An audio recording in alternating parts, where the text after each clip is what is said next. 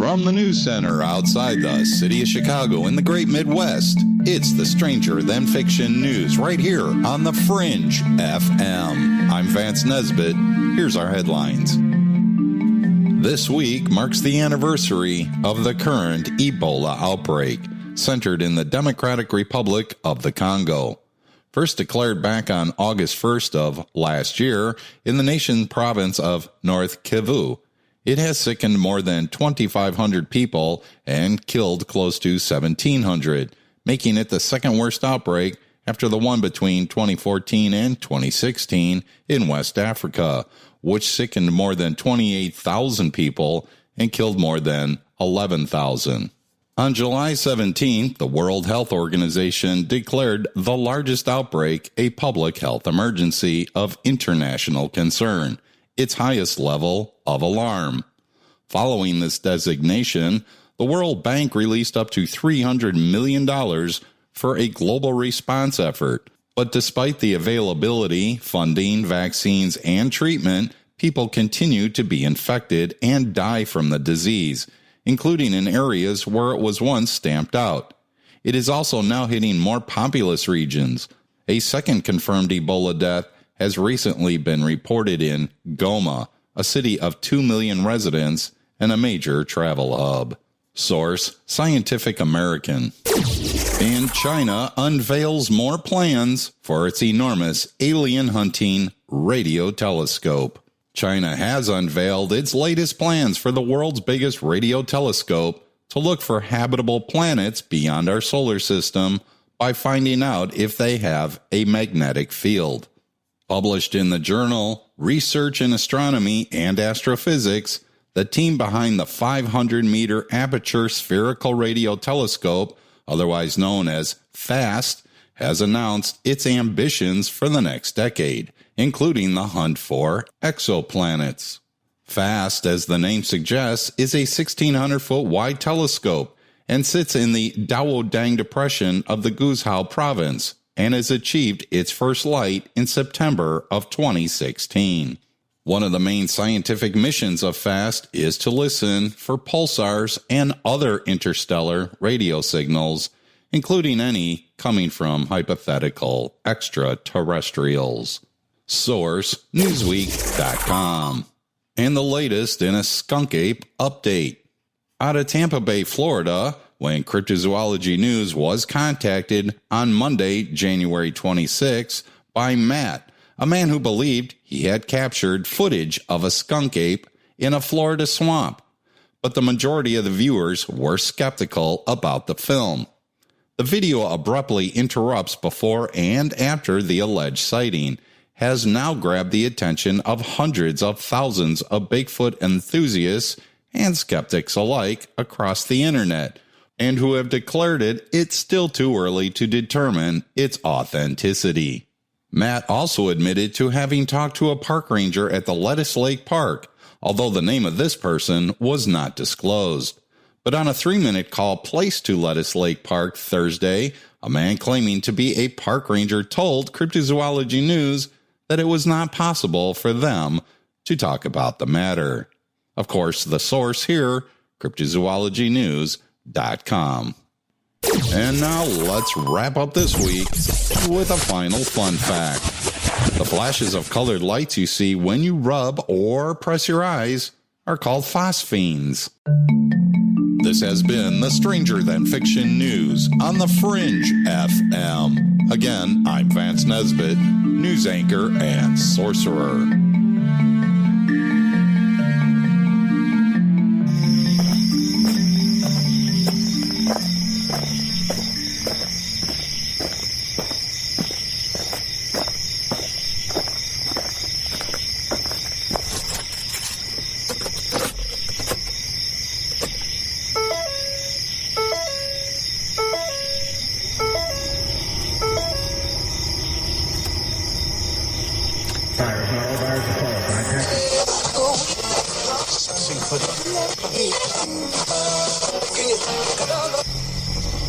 Message is being broadcast by the Department of Defense of the Republic. At 2 a.m. Eastern Standard Time, multiple unidentified objects were confirmed to have entered Earth's atmosphere.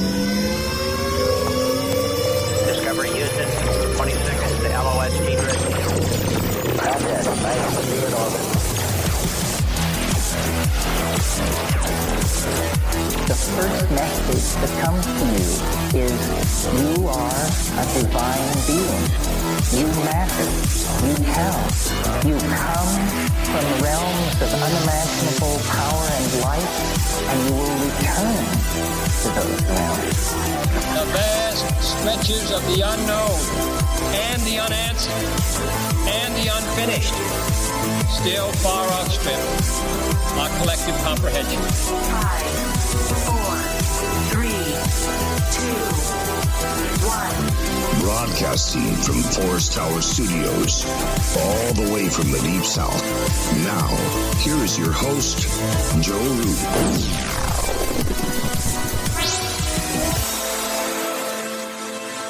Broadcasting from a shack on a hill in the mossy creek bottoms of Cane Creek, Arkansas. This is Lighting the Void. I'm Joe Roop, and damn, it's good to be back. Thank you so much for joining us tonight. It is Monday night, I believe, August the 12th. That's right, on into the 13th. Tonight, we welcome back the one and only David Mathisen.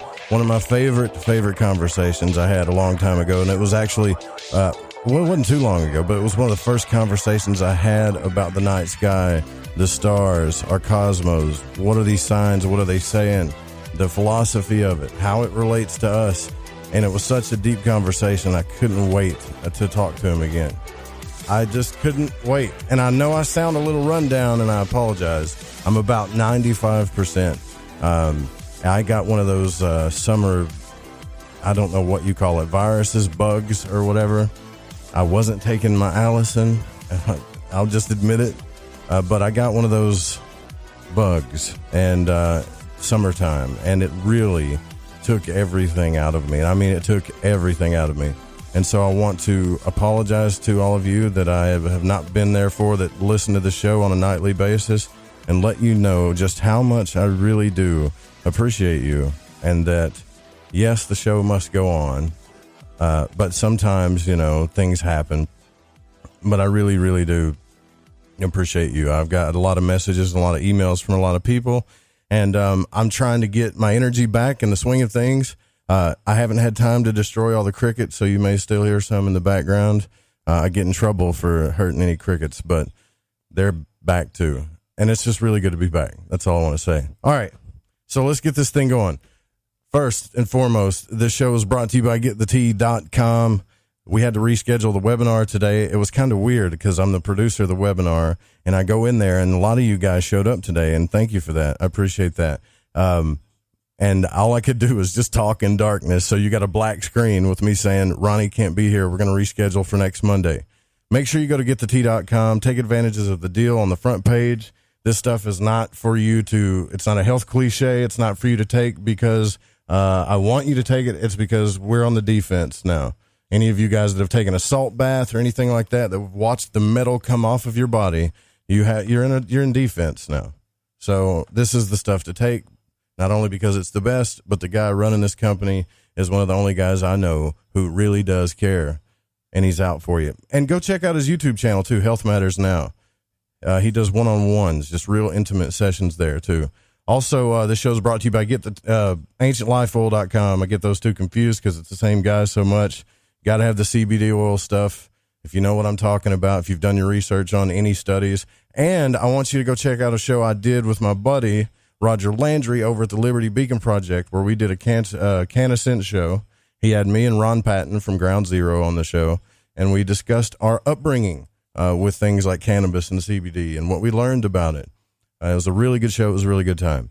And also preparewiththefringe.com so you don't get caught unawares. And my buddy at UFO Seekers is back in action. I can tell you guys, for all of you that have been asking me that, what's Tim up to? What's he doing? He went back to the drawing board a little bit, but he had some work he had to do, and he is going to go back out there at it. He's actually really stoked to go back and do some more investigating. He messaged me, told me how happy he was about it. So everything is moving the way it should. But I feel like we've done like a really good reset. Okay. But if you've had a sighting you'd like to report, go give them a call at 661-UFO-7889. Check out the website, ufoseekers.com. All right. So let's get into the show tonight. Now, I'm going to mention some other things, some shout outs during the show when I come in and out of breaks. I just want to get this conversation going. And I think you're really going to enjoy this. If you love the night sky, if you're one of those people that go out and you look at the night sky and you're just drawn to the stars, and I'm not talking about fairy tale Disney stuff here. I'm talking about, there's something to this. There's something to that sky and what's up there. I get a type of a homey feeling. Then you're going to love this show. David Warner Mathisen is the author of a new series of books entitled Star Myths of the World and How to Interpret Them, which diagrams the astonishing evidence that virtually all the myths, scriptures, and sacred stories of humanity from all regions of our planet and across the millennia are based upon a common system of celestial metaphor. Star Myths of the World, Volume 1, was released on late 2015 and examines the celestial foundation of myths from Australia, Africa, the Americas, ancient Egypt, ancient Sumer and Babylon, ancient India, China, and Japan. Future volumes will continue the analysis through ancient Greece and beyond, including the stories of the Old and New Testaments of the Bible, links to discussions of over 80 different star myths, as well as discussions of many other related topics can be found on his website at davidmathisen.com. Also, starmythworld.com. David, man, it's really good to have you back on the show. Thanks for coming. Hi, Joe, and thanks for having me. And hello out there to everybody who's listening across the country and around the world on Fringe FM. Yeah, brother. Yeah, until the last time you were on here, I don't remember if we were on the Fringe FM or not, honestly, because I really don't. Do you? I don't believe that you were, but so I guess that's a radio station or web-based radio station that you started? Right, yeah. Me and a buddy of mine, Dave Cruz, and then Dave left out, and then Eric stepped in to help me kind of run the thing, and yeah, we've been kicking and getting a lot of different shows and stuff on there, so yeah, that's kind of crazy that you bring that up. It has been that long since I talked to you, hasn't it? I think so. Well, I'm not really positive, but I'm happy to be back, and I'm looking forward to our conversation, and I hope that the Lighting the Void society will enjoy the conversation as well. Well, certainly will, man. They've gotten a lot bigger. It's gotten a lot bigger than it was before, and I think a lot of that has to do with the networking between several different truth seekers and shows. And you've been on a lot of shows, man. Like I could literally, and for the listeners, you could go on a David Mathisen marathon if you wanted to at any point in time. You could just get on YouTube or your podcast player and go full blown David Mathisen. So how many shows do you think you've been on by now? Can you even take a guess? Yeah, I don't actually know. So on my, I try and put a lot of content out there. I'm trying to explain what I'm exploring in the myths and the stars. And I have a website called, it's Star Myths of the World, but the URL is just starmythworld.com, like you said. And on that, there's a little menu that you can click on that has videos. So I think I'm up to over 100 videos now on my YouTube channel. And then I have a blog, which is actually well over 1,100 posts on the blog, but there's also a podcast selection on the menu. So you can go back through some of the podcasts that I've been on. Actually, not all of the ones that I've been on are even up on my website, just because some of them have now taken them down or just disappeared into the fog of time. So, but there's a bunch of podcasts on there. So, I'm always interested to see where the conversation will go. Every single individual on the planet obviously has a different background, different interests, different perspective on things. So I never know exactly where the questions will take us. So I'm looking forward to our conversation tonight. Yeah. And the last time, me too, man. And the last time I talked to you, I asked you, and I'm in kind of in a different space right now. And this is what I want to talk to you about, because I was kind of searching out some answers about the stars and how I seen the mythologies of certain constellations in biblical texts, and that I knew that there was something to it, right? And I wasn't trying to, and we made it real clear that we weren't being anti-Christian or anything. We just really wanted to express this deeper truth that you understood, that you were trying to talk about. And I remember going down that road with you. Now I'm starting to feel a different path, and it has to do with kind of like alchemy, and it still has to do with philosophy and everything. But there is definitely something that I think, first and foremost, I want to discuss with you real quick, that draws us to the stars, like that draws us. There is no other feeling that I get when I look at the night sky than, it's so unique. It makes me feel like kind of home, right? Like there's something there that I know I'm from or something. You know what I mean? Well, and I think that's a really interesting place to start, and a really interesting personal insight. So, I have always loved looking at the stars. Since I was very young, my dad would take me out to look at the stars, and I used to use the constellation outlining system that was suggested by H.A. Rey, which I just made a new video about. He has this book called The Stars, A New Way to See Them, that was published in 1952. But actually, I would argue that it could be titled, his book could also be titled The Stars, An Extremely Ancient Way to See Them, because the way that he outlines them turns out to match up with ancient texts, turns out to match up with ancient artwork. So we can come back to that subject. But even since I was little, I loved going out to look at the stars. When you're out camping or something, how much brighter and closer the stars feel when you're away from the city lights. And I was in the Army for a long time. I was in the infantry, so I was sleeping out, or usually not even sleeping during the night. You'd be doing stuff in the middle of the night, but sometimes we'd be in the jungle type swamp. I did jungle training down in Panama, or swamp training in Florida, but sometimes we'd be out in the desert, in the deserts of around El Paso and New Mexico, or the deserts in Southern California around Fort Irwin, California, near Death Valley, and the stars in the desert are just unbelievable. So, yeah, I know what you mean. And I kind of think of the stars as almost can become like familiar friends. You can take up stargazing as a hobby without spending almost any money at all. It just takes really your time to go out and get away a little bit from the street lights. And the metaphor that I use is kind of like, if you go to a bar in a strange town where you've never been before, everybody's going to be unfamiliar and you're going to feel weird. But if you go there every night, if you go there night after night, after night after night, after a few weeks, you'll start to recognize some people. And after a while, you'll know, well, that guy always sits over there, or, that person kind of sits over there, and they'll start to become your friends. And that's what will happen with the constellations. You go out night after night, and at first you feel like a total stranger, but after a while they'll become they'll become familiar to you, and pretty soon they'll become your close friends. So it truly is a lifelong study, though, right? The mythology, the stories, the journeys, and of each, I guess you can say, archetypes, all that. You think it's a short study, but it's really a lifelong study of mythology. Yeah. So the connection between the myths and the stars has actually been hinted at for thousands of years. You can find hints of it in the writings of Plato, in the writings of Aristotle, in a philosopher a little bit later than those called Macrobius, in some of the other writings from the ancient times. It was pretty clear that they understood this connection.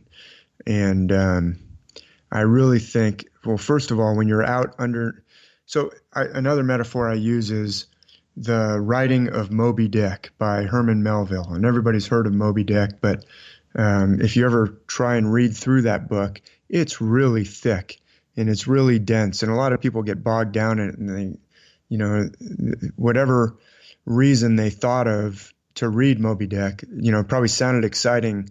Ooh, this hunt of this whale. Yeah. But then they read it and they're like, what is all these chapter after chapter about nothing? The details of whaling, the cutting up the whale and what he was doing. Melville was writing this book, and he was searching for a metaphor that was big enough to encompass all the deep, deep philosophy that he wanted to explore. He was exploring things about, is there free will? Is there predestination? Is there a God? Is there fate? And he needed something really big to pour all these ideas into, and he found it in the ocean. The ocean is enormous, and this, it's vast, and it makes us feel a sense of awe. And if you read Moby Dick, you'll realize that he's talking about, I'm in the whale boat and I've got this rope around me, and when I throw the harpoon, the whale rope goes out, and then the whale takes off with it, and that rope can pull you under. And then he'll turn the corner on his metaphor and say, we're actually all in this situation. The rope is like, fate or something. He'll compare it to something, and he'll say, you never know when that rope can just pull you over the edge and drag you under the deep following the whale. And you'll be like, whoa, he's not really talking about whaling. He's talking about something much deeper and bigger. And of course, I don't condone hunting and killing whales, but he was looking for this deep metaphor that he could only find something really big to tackle these really big subjects, and he found it in the vast ocean. Well, the myths that were given to humanity in all the different parts of the world use something also as vast and as deep and as infinite, and they use the night sky. And when we're looking into the night sky, we're actually looking into the infinite. I mean, we're literally looking into the infinity, right? When you look out into space, that's the universe. And the myths use this realm, just like Herman Melville used the ocean and all these things that make you feel a sense of awe, like whales plunging under the ocean in the night, or, phosphorescence glowing in the waves that give you a sense of awe. And that's what the myths do that with the stars. And so I think when you say, I feel like there's a sense of home, but also maybe a place that we come from, I think that's what they are using the myths for. When we look up into the sky, we see the stars rising up, just like the sun rises up out of the east, and then they kind of wheel overhead in this arcing pattern, this arch, and then they sink down into the west. And they're using that vast motion of this silent, they even compare the infinite heavens to this silent sea, this silent ocean, that's wheeling overhead. They are expressing aspects of the human condition that we're experiencing in this incarnate life, I would argue. So wow, man. That is sincerely deep, brother. And that is that hit me, when you were talking about Moby Dick, I definitely did that. I tried to read it like 3 times. I'm like, I can't, I thought I was going to read the story because I like to read stories, but it was, yeah, you're right. I couldn't read it because I didn't see that, Well, was that the first thing you saw? Was that book when you really started getting into it, or what got you into the myths of everything? Well, that's a great question, but I'll just say that I think that same experience that you just related with Moby Dick happens to a lot of people with the myths. We're often exposed to myths as a child, Zeus and Hercules or Heracles with the 12 labors, and we're like, whoa, this sounds so enticing and awesome. But some of us maybe have the experience as an adult reading the myths and going, wait a minute, there's a whole bunch of bizarre stuff in here. Well, I see why they kind of cut this out of the kids' version. I mean, there's some very off-putting things in the myths. And I would argue that it's kind of like that same experience that you just expressed with Moby Dick, where if you don't realize that it's a metaphor, they're telling us these awesome things, but they're doing it in a metaphorical language. So if you just read it without speaking that language, you might have this experience of saying, yeah, I tried to get closer to the myths, but the more I started reading them, the weirder they got and the more bizarre they got, and I just kind of gave up on them. Well, that's because they're speaking this celestial language. So then you asked, how did I get into this? And I would say, I've actually always loved the myths as well. I had that experience of actually having a lot of exposure to the myths as a child. And I had the opportunity to even teach. I went to the military academy at West Point, and of course they don't give you a lot of choices of classes at West Point. They say, you're going to take physics this semester, you're going to take chemistry this semester, you're going to take engineering this semester, you're going to take military science, but they do give you, after 2 years there, you get a chance to choose your major. And I majored in English. It actually wasn't I don't tell this story too often. I don't think I've told it on any podcast, but they make you, or at least when I was there, this was back in the 80s actually, they make you go to 2 different departments. You can't just choose. There was a night where you had to go around like open house to visit different departments before you make your choice. It was really smart. So you can't just go to one because you may already have in your head, I'm going to major in this. So I was all set to major in military history. I'd seen the movie Patton, and I was going to major in military history. And so I went to military history, and they gave their open house. And then I had to do one other. And I was really good at English literature. I'm not saying that to brag. I won like even some national level writing awards in high school. And, I had pretty good feedback and really enjoyed English. So I went to English too, because you had to. And they had this old colonel who had a mustache, which was really unusual, and smoked a pipe, which was really unusual.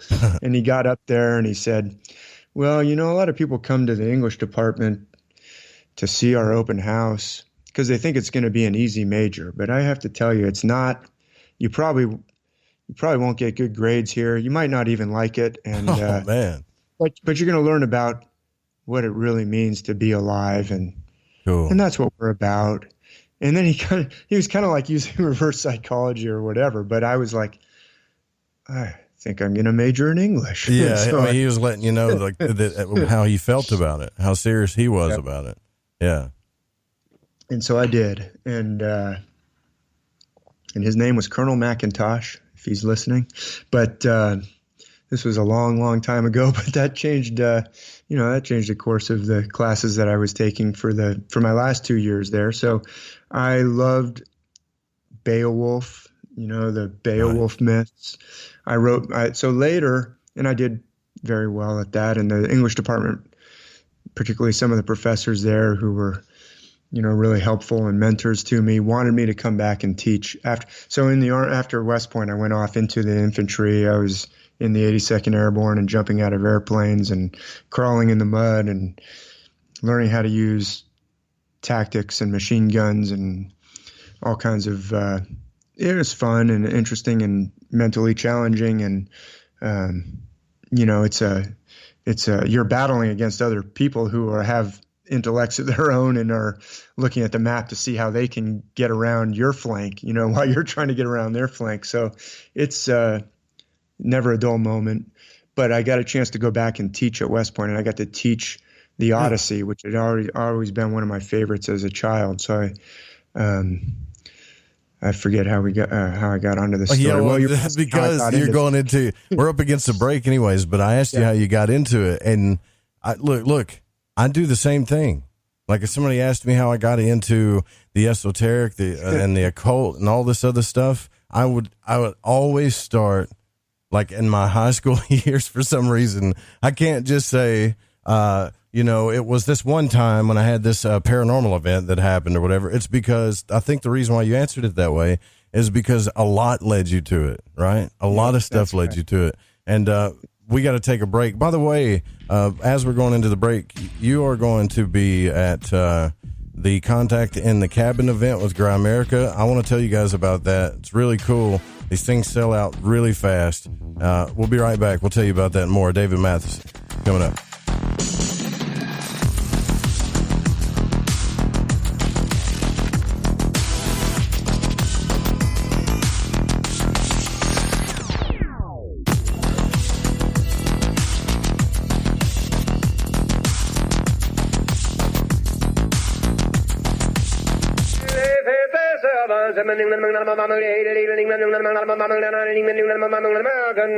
Lucky Strike, and Lucky Strike alone, offers you important evidence gathered in the tobacco country by the world-famous Crossley poll.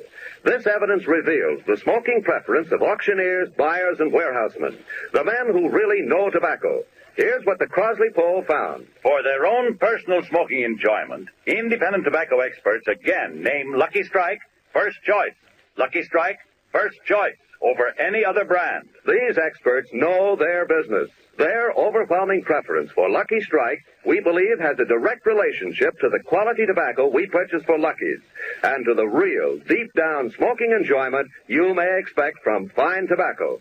And when these veteran tobacco experts name Lucky Strike first choice for their own personal smoking enjoyment, then you know. LSMFT. LSMFT. Lucky Strike means fine tobacco. And fine tobacco is what counts in a cigarette. So smoke the smoke tobacco experts smoke Lucky Strike. Remember, independent tobacco experts again name Lucky Strike first choice. Lucky Strike first choice over any other brand. This is Corbin, son of the one and only Joe Root, and you're listening to The Fringe FM. Hola, Fringe listeners. This is Dave Cruz of Beyond the Strange, and you're listening to The Fringe FM. Listen, I want to tell you about G.I. Joy from GetTheTea.com. It's the best alchemical concoction of goodies for your stomach and digestive system I can recommend, and that's all based on my experience. Packed with colostrum, acidophilus, aloe, peppermint, and turmeric. If you do your own research, then you know this is the bee's knees for the stomach and digestion.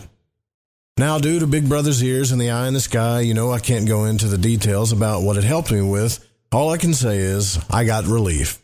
It's non-GMO, no fillers, no preservatives, manufactured right here in the US of A, and delivered to you by the only people who stay on top of the game and are out in front. Go grab a bottle of G.I. Joy at GetTheTea.com and see what all the fuss is about. Again, that's GetTheTea.com. All right, everyone, this is Justin from the UK. Excuse the chitty. If you're into the Fringe and you want to hear the brass tacks, my old china plate, Joe Roop and his guests on Lighting the Void will open your mince pies. You need to shut your north and south and use your 10-speed gears and listen to them bubble. You could hear a Barry Crocker, no Brussels, but he ain't no holy friar. Anyway, you beat a Barnaby Rudge and take a butcher's.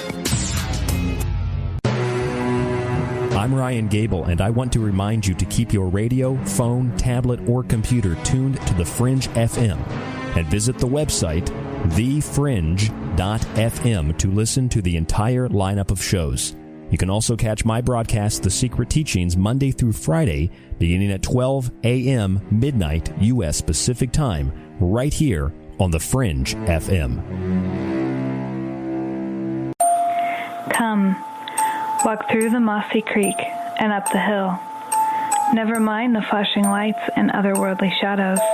They stay hidden within the trees. Come, step up to the shack and begin your journey to the answers that you seek. This is Lady Anne, and you are listening to Lighting the Void on The Fringe FM. Alex. Hi, I'm Alex Exum, and you're listening to The Fringe FM. We've heard your feedback loud and clear. You called it out, and now we're answering. All new live programming, 5 nights a week. Always remember, The Fringe FM is for you, the listener, and we appreciate your feedback. Keep the feedback coming. You can email us at talkback@thefringe.fm, call the station at 501-777-5631, or send us a message on Facebook at The Fringe FM. Are you intrigued by Paranormal Talk Radio? You'll love the new Paranormal Radio app from TalkStream Live. You'll find a great selection of talk shows covering UFOs, ghosts, strange phenomena, and much more. Download the Paranormal Radio app now and start listening to the very best in paranormal talk entertainment, including the network you're listening to right now, the Paranormal Radio app. Free in Google Play and the iOS App Store. Howdy, this is Catalina, and you're listening to Lighting the Void with Joe Roop.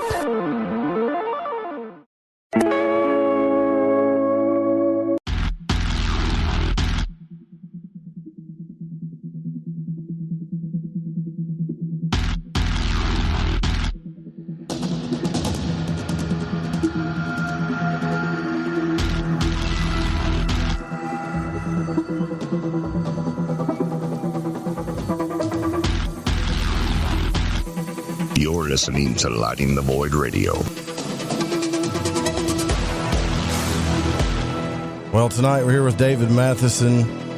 For reference, you can check out the website, davidmathisen.com, also starmythworld.com. The discussion tonight is the star myths, how they're in every single religion historically. It seems as if everything goes back to the stars. Why is that? What's the reason for it? And I want to get more into just the idea of mythology and, you know, the whole Joseph Campbell thing, which we all know about all that. And the myth, there's more to this. I believe there's something more to it spiritually and much more. I want to give a big shout out to, I got to stop myself before I lose my breath, to Patrick and Don for bearing with me and taking the heat of that too. Like Patrick, after missing a week, after all the hard work that he's done for the show, and after having to reschedule, and we rescheduled pretty much everybody, by the way, last week, except for one. I don't know if they're going to reschedule or not.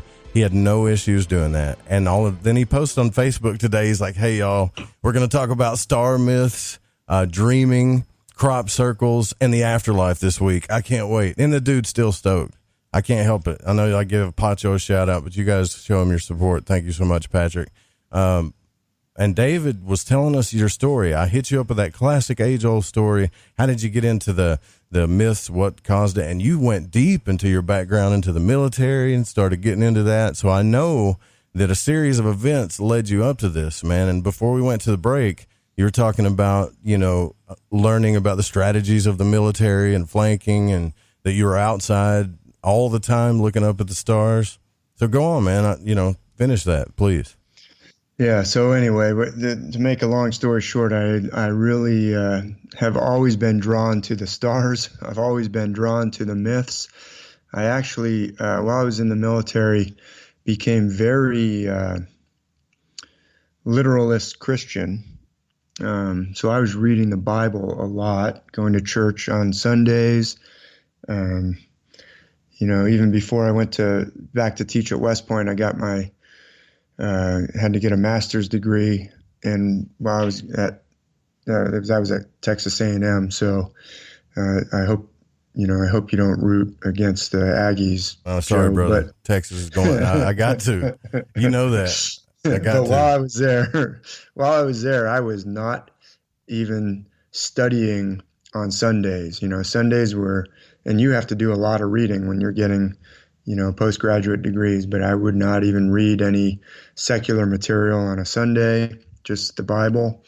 So what happened was after I was out of the Army for a period of time, my parents were going to visit Machu Picchu. And I said, and my mom's birthday was coming up, and I said, I'm going to get them a book that has something to do, or get her a book, that has something to do with Machu Picchu. And I looked around and I found a book called Heaven's Mirror by Graham Hancock and his wife, Santha. And it's a beautiful book. It's like a book that has beautiful photographs on the glossy pages, It's nice, thick book with and Machu Picchu is in there along with lots of other things. And I had never heard of Graham Hancock. I just thought this book was really interesting looking, and it had these beautiful pictures, and it involved Machu Picchu. So I got that from my mom. And then I started looking up Graham Hancock on the internet and watching some of the videos, and I was like, wow, I'm really fascinated by what he's talking about. And he mentioned this book called Hamlet's Mill, which, now I've probably read it maybe 12 times. I think, when I started out interviewing people, I'd say I've read it 8 times trying to figure it out, because there's some things about Hamlet's Mill. It was written in 1969. We mentioned in the first half hour about H.A. Ray's constellational outlines. H.A. Ray, so important. I grew up with those constellational outlines by H.A. Ray. People might be scratching their heads, or if they've heard me talk before, they know who H.A. Ray is, but they might be saying, wait, that sounds so familiar. H.A. Ray. He wrote something that I've read. H.A. Ray and his wife, Margaret Ray, wrote the books and created the characters of Curious George. Starting in 1941 was when they published the first one, Curious George. And then in 1952, H.A. Rey wrote this book called The Stars, A New Way to See Them. Well, I don't think that the authors of Hamlet's Mill, they were writing in the 50s and 60s. I'm afraid they probably didn't read H.A. Rey's book on the stars, A New Way to See Them. So they were aware that there was a connection between the myths and the stars and a lot of other things.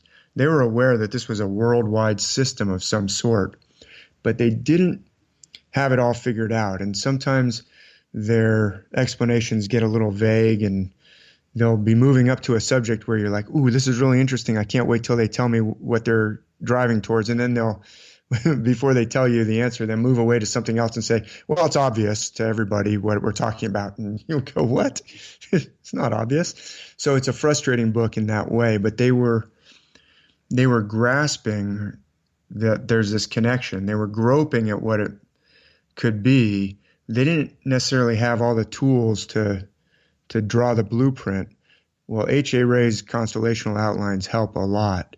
So, we've been going for quite a while. I haven't actually, and you've said it, but what I mean by all the myths and scriptures, the ancient myths and ancient scriptures and sacred stories from cultures around the world, those characters and the episodes and events that they describe can be traced to the stars and the heavenly cycles overhead. And virtually every character in the Bible from start to finish, and those different adventures and episodes that happen, or the characters in the Greek myths, Gotcha. Or the Norse myths, and it's worldwide. It's in the Americas. It's in North American sacred stories. It's in the Maya of Central America. It's in the Pacific. It's in Australia. It's in Africa. So how did I get into that? Well, I read Hamlet's Mill, and obviously because I was already fascinated by myths, I was already fascinated by stars, I just had to know more, and I became kind of obsessed about it. In fact, there you go. As I mentioned, I was already really familiar with the Bible, and I was taking it literally, and some of the things that they were saying in there were pointing out, well, this relates to Samson when he slays all these opponents with the jawbone of the ass or the donkey. Well, that's a celestial. And they would talk about, another passage in Revelation. And at first I would kind of block those out in my mind and say, well, they're wrong about that, obviously, because I believe the Bible is literal history. So you struggled with that, huh? I did. I really got tore up over that when I started really putting myths together and analogies and seeing through symbols growing up a Christian the way I did. I struggle with it too, man. I was really torn. Yeah. And, to get ready for this interview, I listened to your 13 questions, and I heard that you mentioned The Hobbit as a book that was really, that was a good one for me. At the age of 12. Yeah. And I loved those books too, The Hobbit and The Lord of the Rings. And in the Fellowship of the Ring, when they're trying to cross the mountains there, and they get kind of turned back by the power of Saruman, right? And so they have to go a different way, and they have to go underneath the mountains. Right. And Gandalf doesn't really want to go underneath the mountains. He says, I think we should try and go over the mountains. Right. And they have to go underneath, and he says, I'm kind of concerned about what we might find here. Well, why is that? And he says, the dwarves, they delved too deep. They woke something up down there. And you got to be careful. So listeners who are listening who don't want to go too deep, if you're really, your identity's tied up in the Bible, the only way it can be true is literal. You may not want to go into the mines of Moria and delve too deep, but I delved in there deeper and deeper. And if you go deep enough, you will discover that the evidence is overwhelming, that the Bible, pretty much from start to finish, from Genesis to Revelation, the so-called Old Testament and so-called New Testament are based on the stars. And it's like, and I'll continue the metaphor, what happens to Gandalf when they go through the mines of Moria?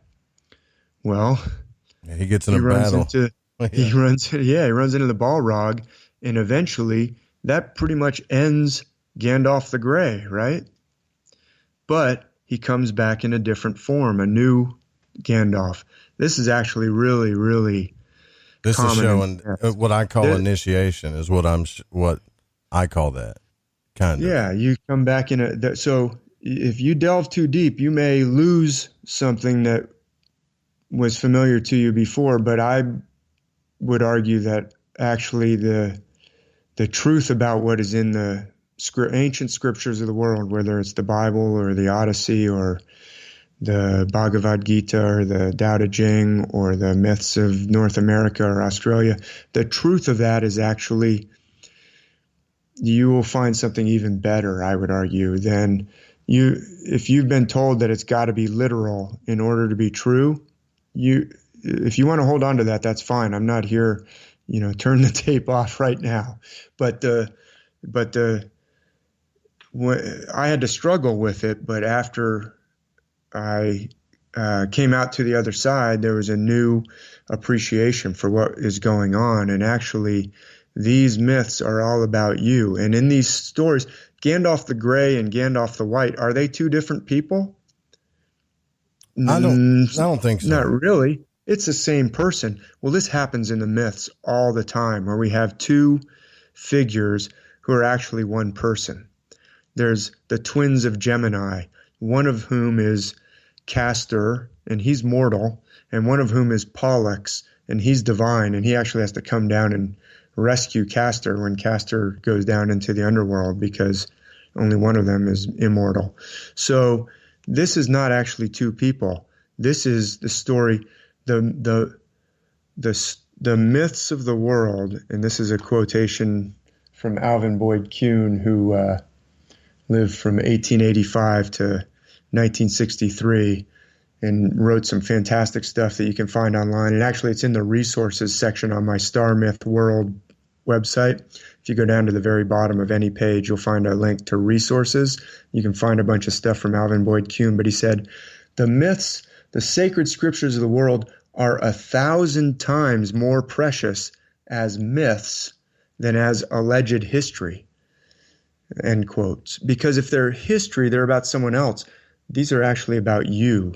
They're actually about finding your true self, which I think is a huge issue in today's society, obviously. But obviously, it was not just in today's society, because if the myths are all about finding your true self, it must always have been an issue. I think when you come down into this world, like I said, the stars arcing across the sky and then descending down into the western horizon, whoever put these myths together saw that as a metaphor for what happens to us. When we get tangled up in this world, we tend to lose touch with our authentic self. In the world, there's a psychiatrist actually that I listened to on some podcasts, just recently discovered his work. But he says, Gabor Mate, I don't know if you've heard of Dr. Gabor Mate, Gabor is his first name, Gabor. It's actually related to the angel Gabriel, that word, that name. Mate, that's actually related, I think, to Matthew, Mateo, right? So he's a messenger. He brings some messages. That's right, yeah. from the other realm. Dr. Gabor Mate says this world rewards inauthenticity and punishes authenticity. Like it really does. It punishes authenticity, and that and a lot of other things separate us from our authentic self. And the myths are pointing us how to get back to our authentic self. So when you see, like you said, it's an initiation for Gandalf, but in all of these myths, there's this theme that you have to recover. You have to find something that was lost. A lot of times it's a god or a goddess who was lost, like Persephone was lost, or I want to talk to you about Cyrus. Now that you're here, because you're the perfect person for this, man. All right, so are you familiar with the band Tool? This isn't books, this is music. But like Tool, Maynard James Keenan, they had a band called A Perfect Circle. I'm familiar with the name. I have to admit I've never owned any of their albums. I'm a little. But just hear me out. Hear me out. So he wrote this song. It's all right, brother. He wrote this song. I guarantee you something's going to come to you. So he wrote this song called 3 Libras, right? And when I was a kid, I used to like that song. Growing up in high school, I thought he was singing about a girl. He's talking about eyes of a fallen angel, you don't see me at all. But when you watch the music video, there's these 3 little girls holding a boat, right? They're holding a boat. And it's a boy. And I'm assuming the 3 girls represent the 3 Libras, or that story of the 3 constellation of Libras. Did you know what I'm talking about? You probably know more about it. Yeah, keep going. So he's holding there. So yeah, because you're going to pick this apart. I know you. I don't know. Probably. And they throw the boat in the water. All right. Yeah. He dives into the water, and he's chasing this boat. And the next thing you know, he wakes up. They show him in a womb. Like he's in a womb. So he's diving in this water, and then it shows all these pregnant mermaids around him, and then you got to look into the mythology of the mermaids and stuff. Then he wakes up into this womb, and he has to deal with his self, like you were talking about earlier. We all got to wake up to ourselves. The way they show it in the videos, he's dealing with his sexual desires and stuff, but then they show the spinal cord in the video. Right. And I'm thinking, man, this guy's a genius. Right. And I looked into A Perfect Circle, and all of these guys, included Maynard and that band, they were like top of their class in college. These were not stupid guys.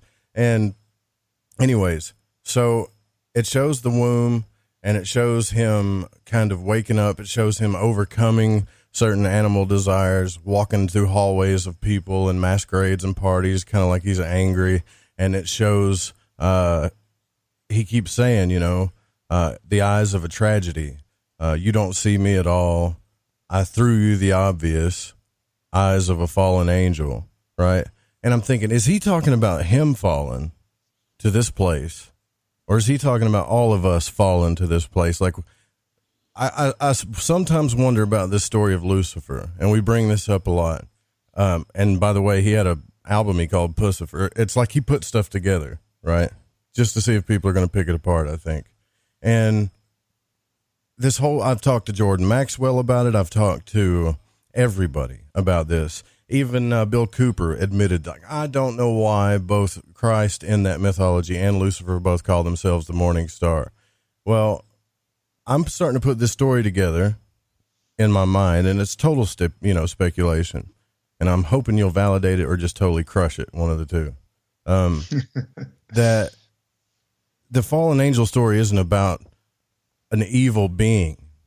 It's about us forgetting who we are. Right?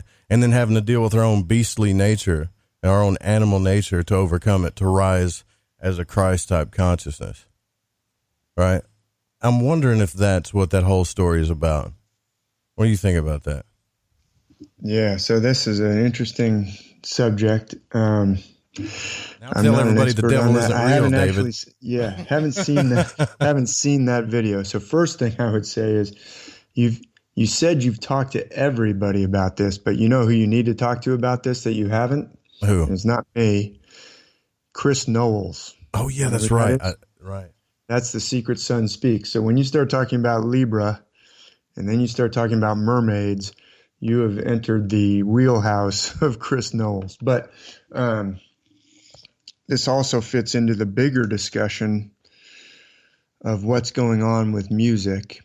So the gods actually speak through poetry in just about every myth system around the world, right? The Vedas of ancient India are verse. The Edda of Norse, where the poetic Edda, the Elder Edda, where we have most of the Norse myths preserved, is verse. Then we also have a prose Edda by Snorri Sturluson, but he's also talking about verse and how verse is sacred, and here's how you do this special kind of skaldic verse.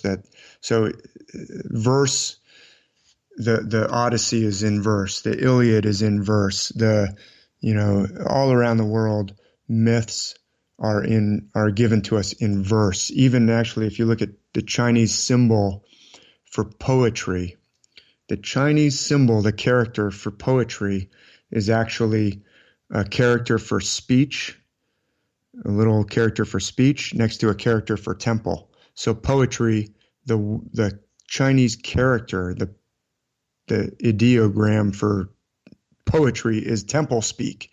It's how the gods speak to people. So first of all, the gods speak to people in poetry. I think the gods speak to people through poets.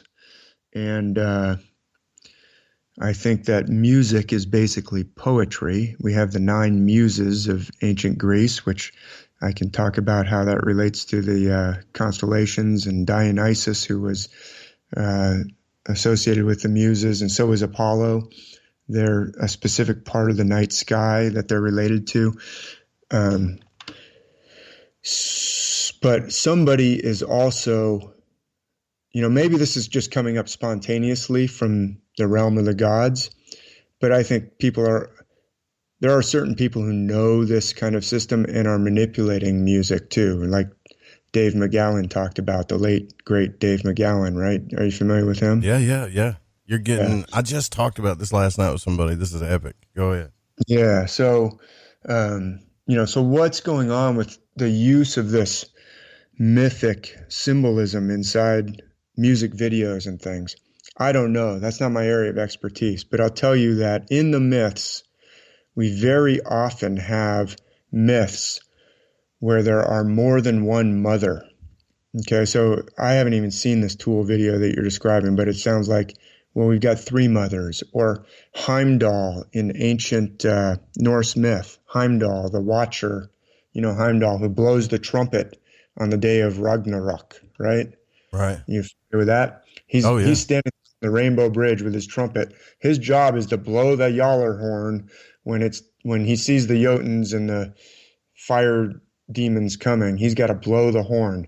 You notice there's horns and trumpets blown in the book of Revelation at the, Are we talking Aries here or what? Seal. Well, no, actually, I would argue, and I've talked about this. So so in the intro, you read about Star Myths of the World, Volume 1. Right. That actually came out in 2015. And then I wrote Volume 2, which came out in 2016. That was all focused on the Greek myths. So Volume 2 is all about the Greek myths. It's 718 pages. It got pretty long. Volume 3 came out also in 2016. That's Star Myths of the Bible. That's all about the Bible. That was even longer, 766 pages. Then I came out with Volume 4, which is all about the Norse myths. That was only 528 pages, and I tried to make it a little more condensed by changing up the format a little bit. But anyway, in that book, I talk about Heimdall being actually associated with the constellation Ophiuchus. Ophiuchus is a super, super important constellation, a super mythologically important constellation. So I think that actually Heimdall is associated with Ophiuchus, and the angels that are blowing trumpets could be associated with Ophiuchus and also Boötes. There's a lot of the angels in Revelation are associated with Ophiuchus. There's an angel in, I think it's Revelation 8, could be Revelation chapter 6, where he has one foot in the ocean. Damn it, dude. I've got to take a break. Foot on the land. Oh, okay. This sucks because I really just hold that thought. I've got it notated too. We'll circle back to this. So another thing I want to do too during the break, if you guys want to skip the commercials, for sure, I've dropped that 3 Libras song in there, and I've dropped I'm dropping the music video into the Fringe FM chat. If you guys want to get into the Fringe FM chat too, just make sure that when you jump in there, you're going to be in a welcome room that's going to seem completely empty. All you have to do is look to the left, find the place that says main hall, and that's where you'll find all the cool people. Also, if you want to call in, it's 1-800-588-0335. The direct line, if that number doesn't work for any reason, is 501-424-5130. We're with David Mathisen. Be right back.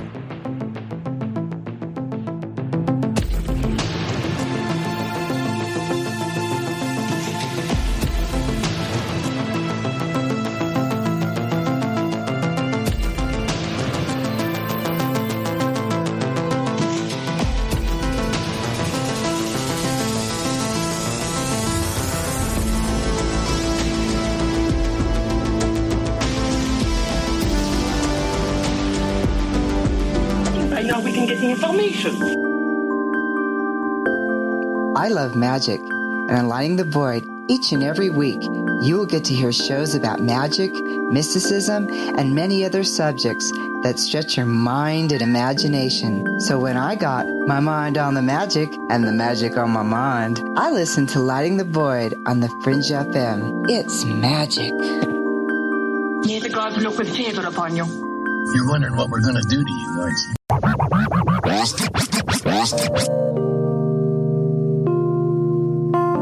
This is Elle. I listen to Lighting the Void because it's interactive radio with good content, interesting guests, and a humble host, sharing his journey through the esoteric. Hey, Joe Roop. Thanks for having us along for the ride. Thank you so much for a delightful evening. Well, I got a lot of ground to cover.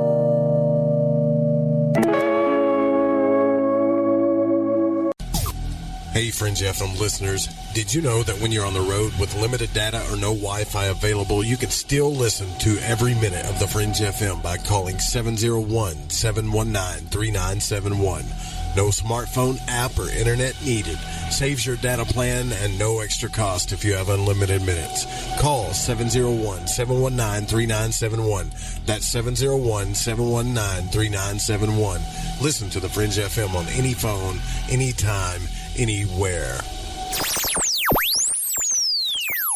Somewhere between abnormal and paranormal, there's a show called Into the Paranormal. I'm Jeremy Scott. Hear me live Saturdays at 6 p.m. Pacific, 9 Eastern on the Fringe FM. Introducing Shadow Light Tarot from Waking Canvas, the Fringe FM's new contributing artist, Eric Tesey. This hand-illustrated black and white self-published deck serves as a reinvention of the tarot never before witnessed. Each of the several suits of this 88-card deck lineup form an infinite panoramic scene. Even the included visual companion guidebook is entirely hand-illustrated, cover to cover, with beautiful visuals and esoteric symbols and artwork. The newly released deck comes in a custom magnetic box with its own travel pouch. The Shadow Light Tarot Premium Deck and its travel-sized mini deck, Wonderlight Tarot, are both available now from WakingCanvas.com. If you use the code word FRINGE, that's FRINGE at checkout, you'll receive an extra 10% off your entire order. To discover more, including a free reading and time lapses of all the illustrated artwork, make your way over to WakingCanvas.com today. That's WakingCanvas.com. We all have that story to tell in our lives. The winds were howling. The ground shook. You could hear rushing water. And then history repeats itself. When there's no power, refrigeration fails. Stores with their shelves strip bare. ATMs can't operate. Deliveries stop. Then what? These events can last days or weeks. You need a plan. In statements made during recent interviews, FEMA Administrator Brock Long has repeatedly urged all Americans to understand three truths. FEMA is broke, the system is broken. If this is the new normal, Americans can't rely on federal cavalry when disaster strikes. Don't get caught out in the elements empty-handed. Prepare with us by going to preparewiththefringe.com and get your 2-week food supply. 92 servings, 8 food varieties with 25-year shelf life. Normally $137, now only $75. Or get a month's supply, normally $247, now only $147, shipped in one business day. Just go to preparewiththefringe.com or call 888-440-7931. That's 888-440-7931. Get this great offer and be prepared while it lasts. We've heard your feedback loud and clear. You called it out, and now we're answering. All new live programming, 5 nights a week. Always remember, the Fringe FM is for you, the listener, and we appreciate your feedback. Keep the feedback coming. You can email us at talkback@thefringe.fm, call the station at 501-777-5631, or send us a message on Facebook at The Fringe FM. Listening to Lighting the Void Radio. Occult Arcana is a balanced and objective guide to those subjects considered a part of the nature of light and darkness. Addressed in this text is a compilation of material that will provide new perspectives and awaken latent abilities that we all possess. The content herein shall provide magical sustenance for adept and novice alike, and will help strengthen the cornerstone of mystic understanding and alchemical transmutation. If you are interested in this modern grimoire, you can find detailed information and ways to order by visiting www.thesecretteachings.info. Although esoteric and occult studies remain vast, they are rooted within a universal philosophy that is difficult, if not impossible by finite terms, to explain in words. Language places restriction and erects barriers to understandings. By this it is to be understood that there are some things man should consider far too sacred to profane with definition. For these concepts and the manner by which we live our lives, we shall take a note from the Greek philosopher Pythagoras. Quote, "Silence is better than unmeaning words." End quote. To get your autographed copy of Occult Arcana today, simply visit www.thesecretteachings.info or email The Secret Teachings at rdgable@yahoo.com.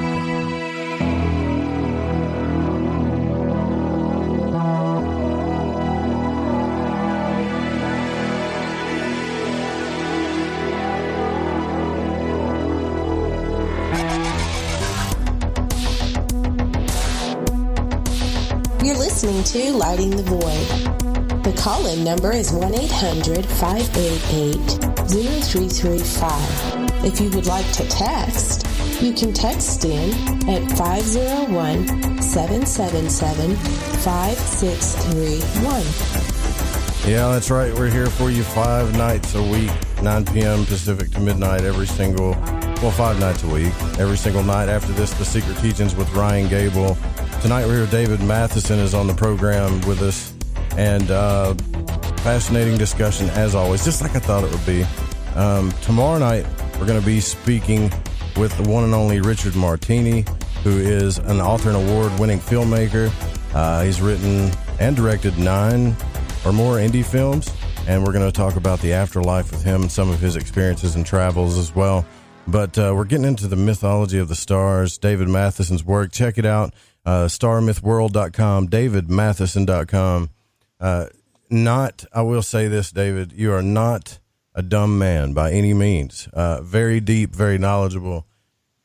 I could have a 9-hour-long discussion with you. In fact, I'd probably try to sneak some no-dos in your drink to keep you awake, just to keep talking to you about stuff. So here's the thing. So before the break, sometimes things come to my mind.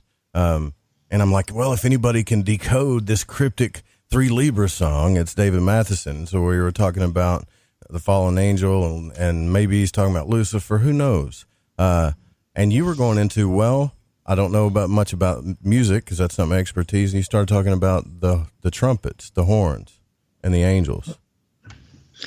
Yeah, I said I'm not an expert in Tool.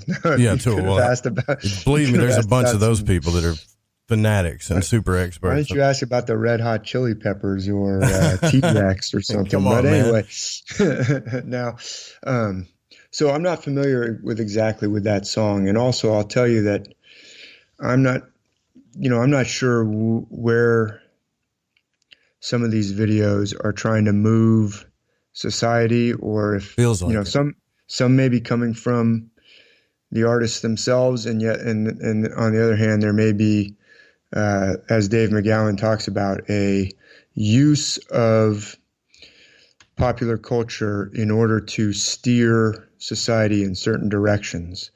And,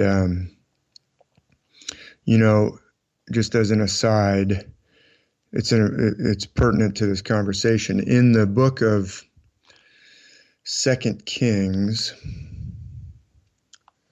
I think it's 2 Kings, it might be 1 Kings, but anyway, when Solomon has his vision so Solomon is the son of David. Solomon is the king after David. Right before the incident that's called the Judgment of Solomon, immediately before that, he is depicted as having, burning incense to the Lord, and then he, in a vision, God asks him, "What do you want? Ask whatever you want." And Solomon says, "Well, I really would like wisdom, because I'm a king over all these people, but I feel just like a child. I need judgment to help these people who are looking to me to help them make the right decisions. And I feel like a little child. So give me a heart an understanding, a wise and understanding heart. I'm not reading exactly out of the. Yeah. I'm not reading. Yeah, he just wanted to know. He wanted wisdom above all things. Yeah, I think it's 1 Kings. I'm turning right now just to make sure. And then the God told him, he said, because you wanted wisdom, I'll give you everything else. Love, that's right. Riches. You could have asked for wealth. You could have, it's actually 1 Kings, not 2 Kings, like I said.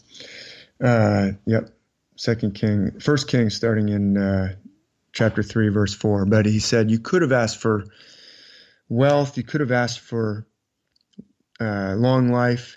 You could have asked for power over your enemies, but you asked for wisdom to help others. And I think there's a lot there about why we're supposed, what are you supposed to, when you're going into the realm of the gods or the divine realm, however you want to call it, or the use of magic, that you've talked about in your 13 questions, what's the purpose of it? Is it to have power over your enemies? Because some people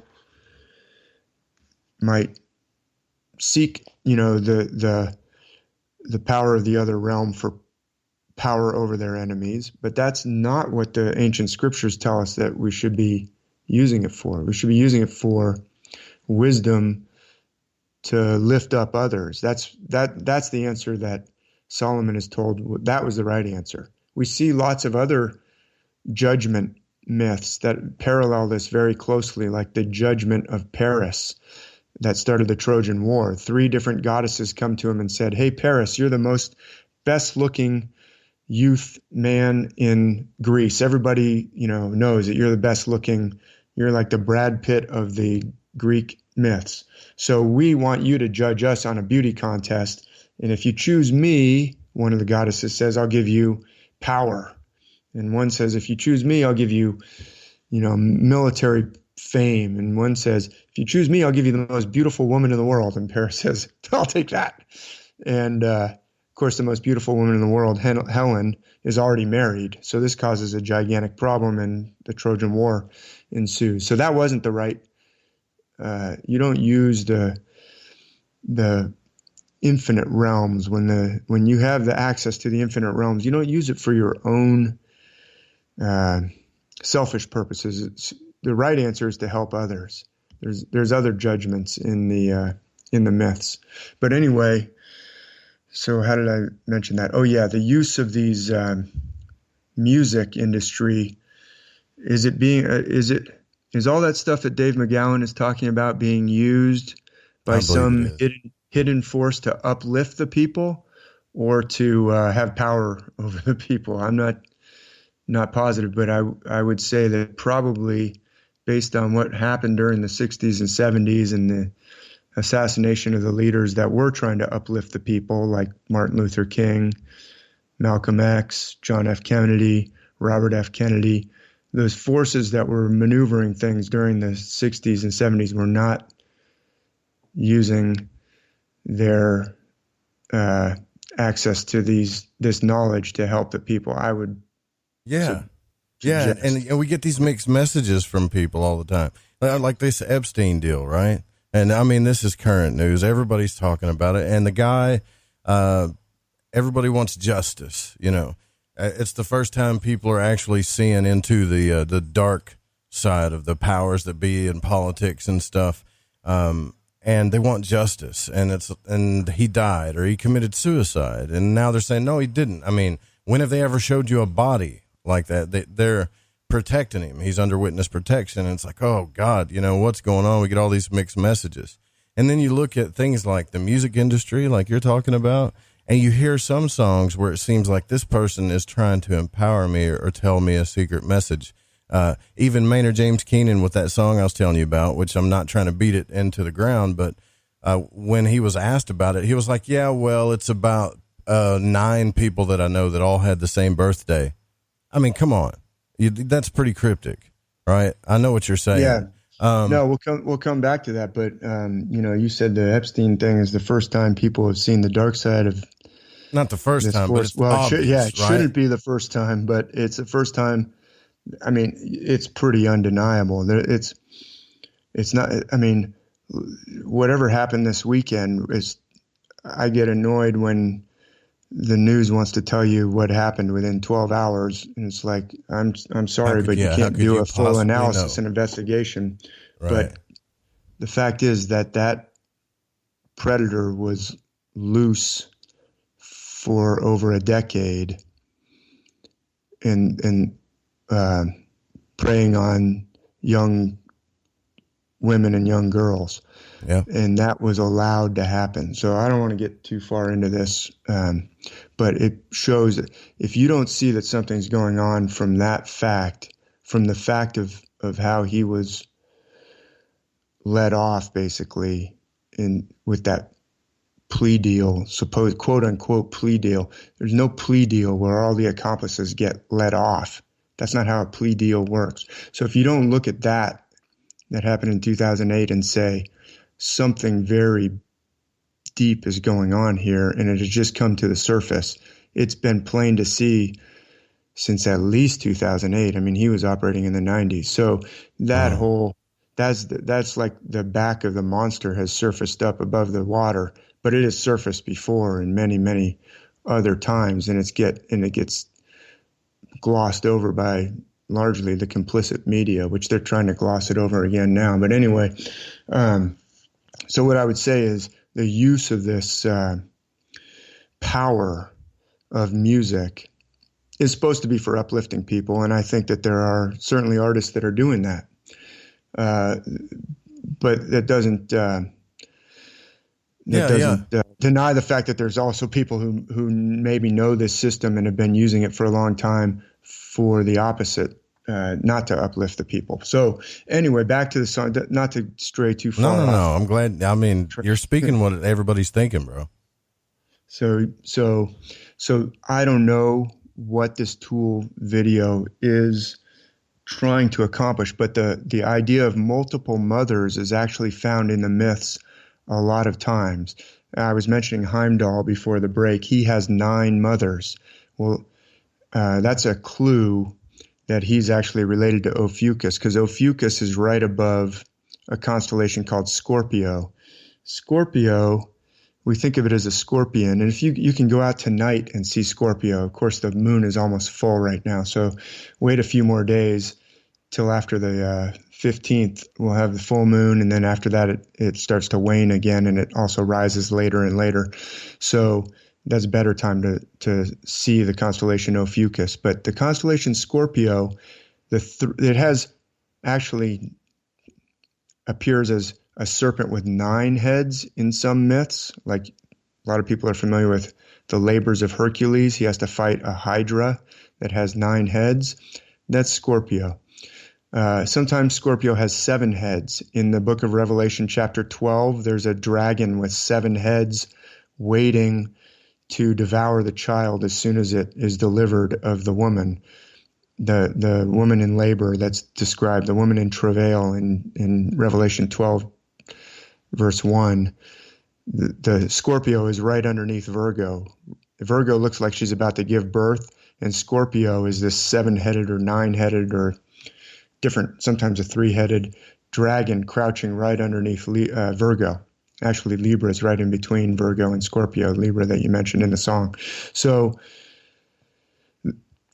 the heads of Scorpio, you can see the 3 stars, like the 3 heads of Scorpio are really easy to see. The other heads of Scorpio are harder to see if you've got some light pollution, but it appears in many myths with many different numbers of heads, sometimes 8 heads. Maui, in the myths of the Pacific, is thrown into the sea foam by his parents after he's born, because in some versions of the story, he has 8 heads.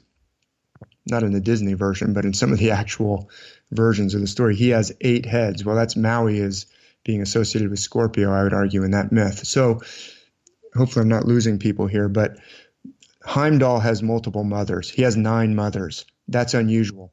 The authors of Hamlet's Mill talk about another mythical figure in India, ancient India, Agni, who has 9 mothers also. This 9-mother pattern, I would argue it's figures who are associated with Ophiuchus.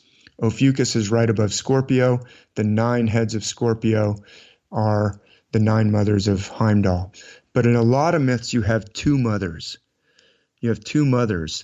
In fact, in the Judgment of Solomon, you have 2 mothers. You have one mother with a live baby and one mother with a dead baby, right? That happens right after this part that I just talked about in 1 Kings 3, where he asked for wisdom.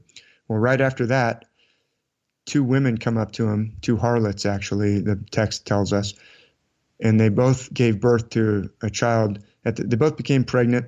They both gave birth to a child at the same time. One of them overlaid the child at night and woke up. The baby was dead. And they come to the king, and one woman says, you know, she switched babies on me. She took my live baby and gave me her dead baby that she'd actually accidentally smothered at night. And this is not my baby. This is her baby. And she's got my baby, and she's trying to pass it off as hers. And the other woman says, no, this is my baby. You know, don't lie to the king. And Solomon has to figure out what to do. And everyone's probably familiar with the story. He says to somebody, probably a big swordsman, and you can see depictions of this scene down through the centuries. He says, okay, I've got an idea. Take that baby, the live one, and cut it in 2, give 1/2 to each of the 2 mothers. And one of the 2 women says, no, don't do that. Give it to her. I changed my mind. Just give it to her. And the other woman says, no, go ahead. Cut it in half, which doesn't really make any sense if this is a literal story, because that woman wanted the baby, right? But Solomon immediately says, okay, don't cut the baby in half. Don't touch the baby. I've got it all figured out. The one who said stop, that's the real mother. The one who said go ahead and cut it in half, that's not the real mother. Are you with me here? Yeah. So that's the Judgment of Solomon, the famous Judgment of Solomon. It's called 1 Kings chapter 3, and it's all related to the stars. Solomon is also related to Ophiuchus. Ophiuchus sits between 2 parallel lines in the sky, the 2 pillars. He's also the son of David, which is, I show this in my book, Star Myths of the Bible. David is associated with the constellation Hercules, which is overhead. Well, in this story, so these constellations can play different characters. The constellation Hercules looks like it's brandishing a huge sword over its head. And it also looks like it's reaching out and grasping the northern crown, Corona Borealis. This is all actually rotating into sight right now. This is a good time of year to see these constellations. That's the swordsman carrying the baby. And actually, if you look at this Renaissance artwork, even by famous painters like Raphael or some of these other Renaissance painters, they paint the figures in the myth with characteristics that correspond to the constellations, that correspond to the constellation Hercules. Hercules is holding his sword up over his back. The painting of the soldier who's about to cut the baby in half always holds the sword, or is almost always depicted with a sword in that same posture as the constellation. The baby is always arching, really, really like an arc shape, because it corresponds to the Corona Borealis, the northern crown. One of the mothers has always got her hand pointed out in a certain way that corresponds with Virgo.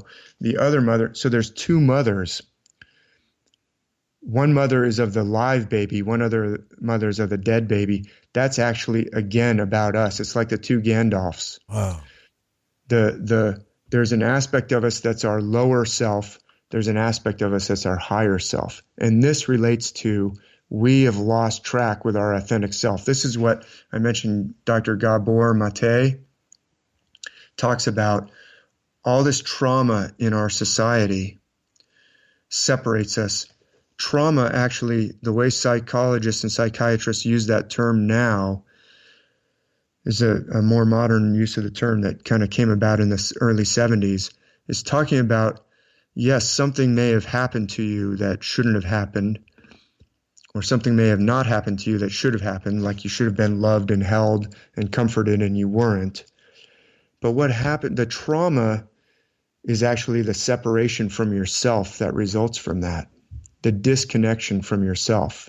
And so we have to find ourselves again, our authentic self. This world, like I quoted Dr. Gabor Mate also, rewards inauthenticity and punishes authenticity. So you get separated from your authentic self, and you've got to go find it again. And the myths are telling us that, and they're showing us how to do that with all these metaphors, because a lot of our problems come from our doubting self, our lower self, like taking control and not letting the higher self in, the essential self. The essential self is actually threatening to the lower self. And that's where we get into all this self-doubt and self-sabotage and shame and guilt, self-destruction, shame, and exactly. And we all face it. I mean, I don't think the myths would have put it in there if it wasn't pretty much almost a universal problem. Yeah, see, you keep asking me, like, are you with me? Are you with me? Dude, I'm totally with you, man. Like, for real. I'm with you on this stuff, sis. Oh, and I forgot, we got to get back to the tool video. So real quick, so a figure in a boat, Ophiuchus also, you got to, I mean. So you're actually watching the video and you're seeing what I'm talking about. No, I'm not watching the video. You described it. I purposely didn't watch it. I'm just going off of what you told me. Cool. Yeah, that's fine.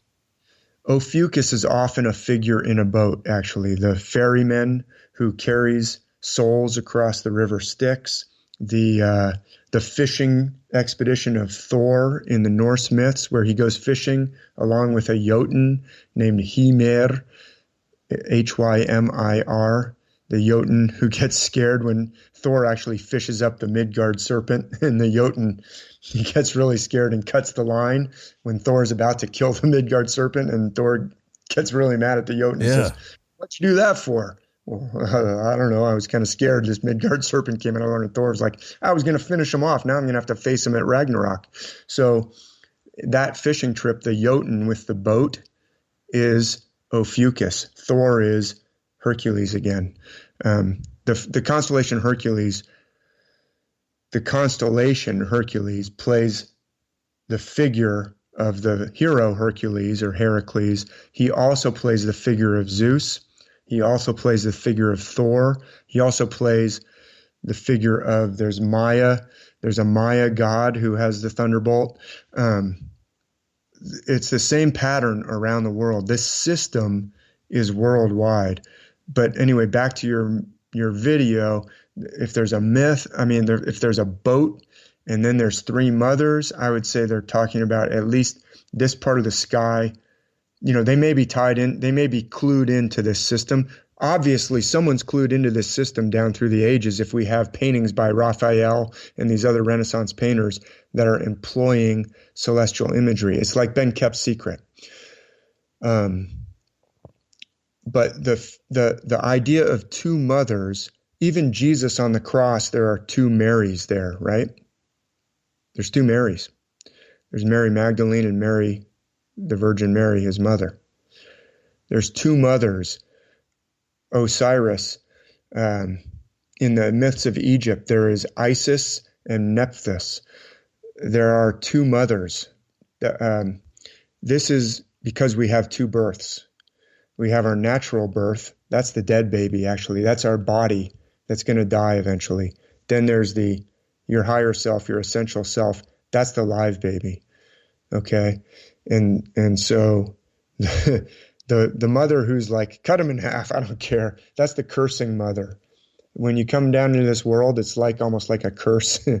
We talked about, or you mentioned the fallen angels. Mm-hmm. I think we're that. I do too. I can't prove it, but my intuition thinks of so many intelligent people, and I will try to get that guy on you were talking about. I've had other people ask me that. Knowles. Mm-hmm. But my intuition, very interesting analysis he does. It's just like intuition and speculation. I feel like sometimes when I say those things that I'm preaching it as if it's true, but it's not. It's just, to me, it's like, this to me is almost too obvious, you know? Well, I think they're really, so I think when we say your higher self, your essential self, there may be some people who get all uncomfortable or weirded out and like, what is this talk? Like, the essential self, come on. Right. I'm talking about who you really are. There's nothing mysterious about that. It is, when I say essence, it's your essence is you at the core. And who wouldn't want to get in touch with your essential self? But our mind, our lower self, is our egoic mind. The best picture of it, one of the best pictures of it really, is Doubting Thomas. Right. Okay, Doubting Thomas, when the other disciples say Jesus showed up, Doubting Thomas says, I don't believe it. You know, he wants to invalidate it. He's got to touch it. Right. He has to get in the right relationship with the essential self. But the doubting mind that we've constructed, it's a defense mechanism. We come down into this world like the stars sinking down. We experience entanglement with the world, and we experience separation from who we are, and we experience trauma. And, exactly. And, you know, I don't want it to be that way. And I think the more we can create a society that is less traumatic, the better. And I think somehow we've created a society that actually is more traumatizing than it should be, right? But, I mean, we do traumatic things to kids. But, and there are certain groups that seem to be out there inflicting trauma on the world. Promoting it, perpetuating it.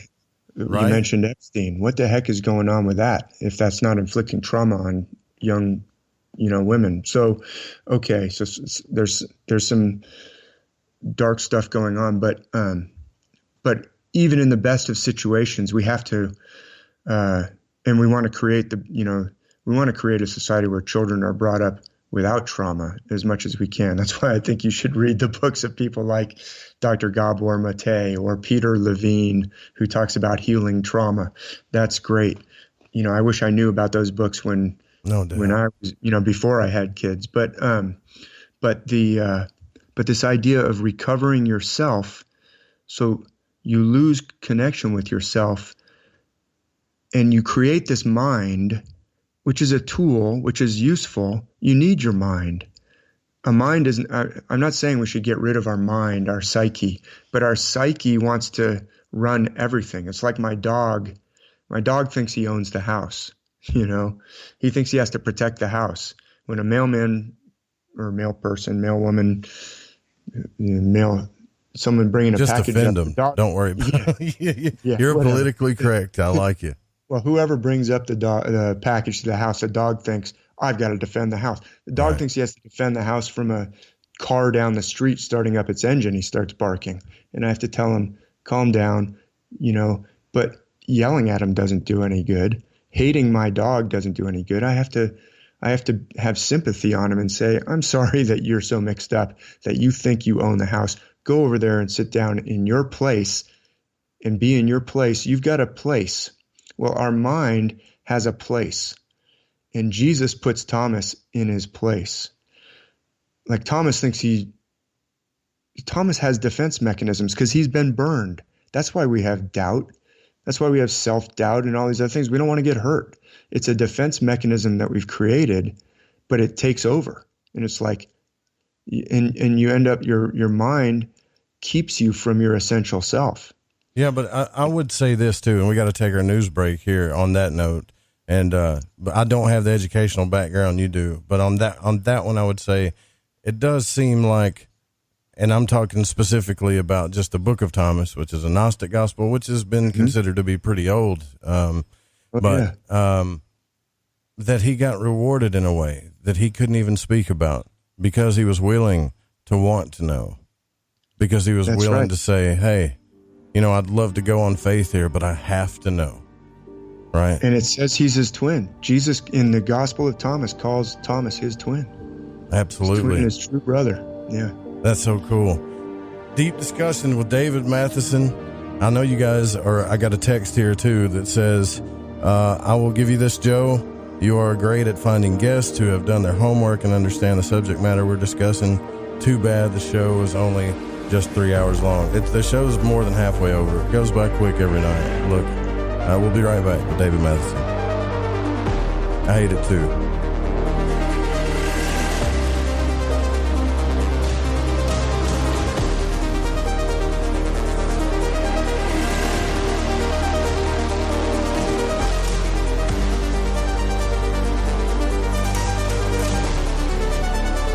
this is Vance Nesbitt. Take the time to expand your mind by listening to Lighting the Void with Joe Roop right here on The Fringe FM.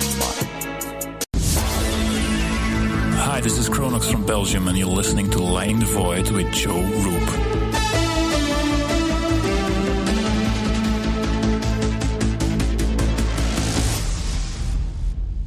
Hey, is that a new music app? Yeah, check it out. Surfer Music Discovery. It links to thousands of online stations, but the twist is you see the song names and artists that are now playing live. That's different. No guessing. Looks like a waterfall of music. So many formats. Rock, oldies, country, R&B, jazz, and a whole lot more. How's that spelled? Surfer. S-U-R-F-R. Is it expensive? It's free. No need to sign up or sign in. Get the Surfer Music app free from Google Play or the App Store.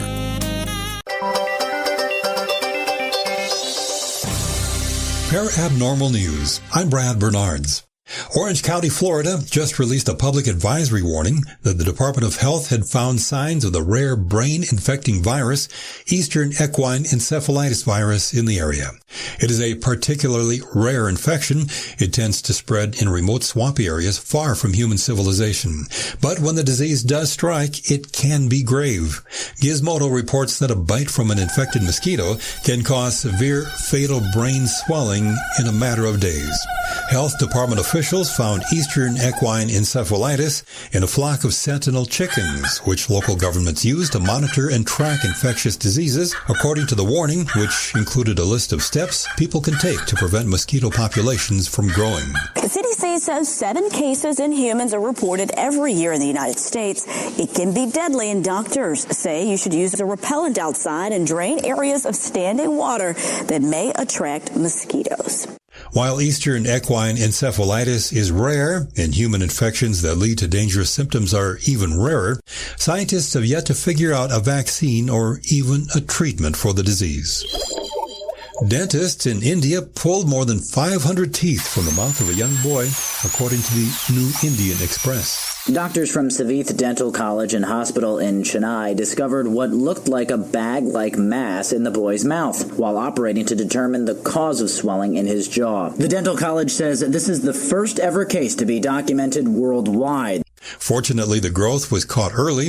All of the boy's other teeth are fine, according to his dentists, though the growth of his molars will be affected, requiring molar implants in his teens. According to the founder of Savitha Dental College, the surgery was performed free of charge. While the boy's parents immediately agreed to the operation, it took several hours to convince the 7-year-old to cooperate. The teeth were in different sizes. Even the smallest piece had a crown, root, and an enamel coating like a tooth. The college's head of maxillofacial pathology told the Times of India. Dentists are still looking for a cause for the boy's condition. Check out tonight's stories at parabnormalradio.com. I'm Brad Bernards, Parabnormal News. Right, me old Chiners. I know it's an ad break, but before you lot shoot off and make yourself a cup of Rosie Lee or whatever else it is you're going to sling down your Gregory Peck, you need to listen to me babble. If, like me, you found your way to Lighting the Void via a downloadable podcast, you might want to take a butcher's at the Fringe FM Wind and Kite. You won't Adam and Eve how many other shows there are or what they rabbit on about. Ancient history, conspiracy, the consciousness, the esoteric, the occult, metaphysics, parapolitical, ufology, technology and spirituality, to name but a few. They got featured hosts like Ryan Gable, Jeremy Scott, Alex Exum, Tim Doyle, Cortana and Gigi, Susanna Ross, the Reverend John Polk, Michael Deacon and J.D. Lewis. You might find yourself listening to the thoughts and theories of the author of The Fish you just finished reading. Or you could pick up the dog and bone, call in and tell everyone your own beliefs or experiences. So do me a favour, before you put on the Ansel or crack open a bottle of vino or roll a joint, go to the Fringe FM and see what you're missing. Hi, this is Aaron Hunter, host of Real Paranormal Activity, the podcast, and you're listening to The Fringe FM. So, you love talk radio? Then you'll love TalkStreamLive.com. TalkStream Live is always on, 24/7 with the best streaming talk shows. Find your favorite talkers and discover some new ones. It's free, readily available online or on mobile with any smartphone or tablet. Finding your favorite talk shows all in one place has gotten a whole lot easier. Just go to TalkStreamLive.com. Be sure to download the free apps from Google Play or the iTunes App Store.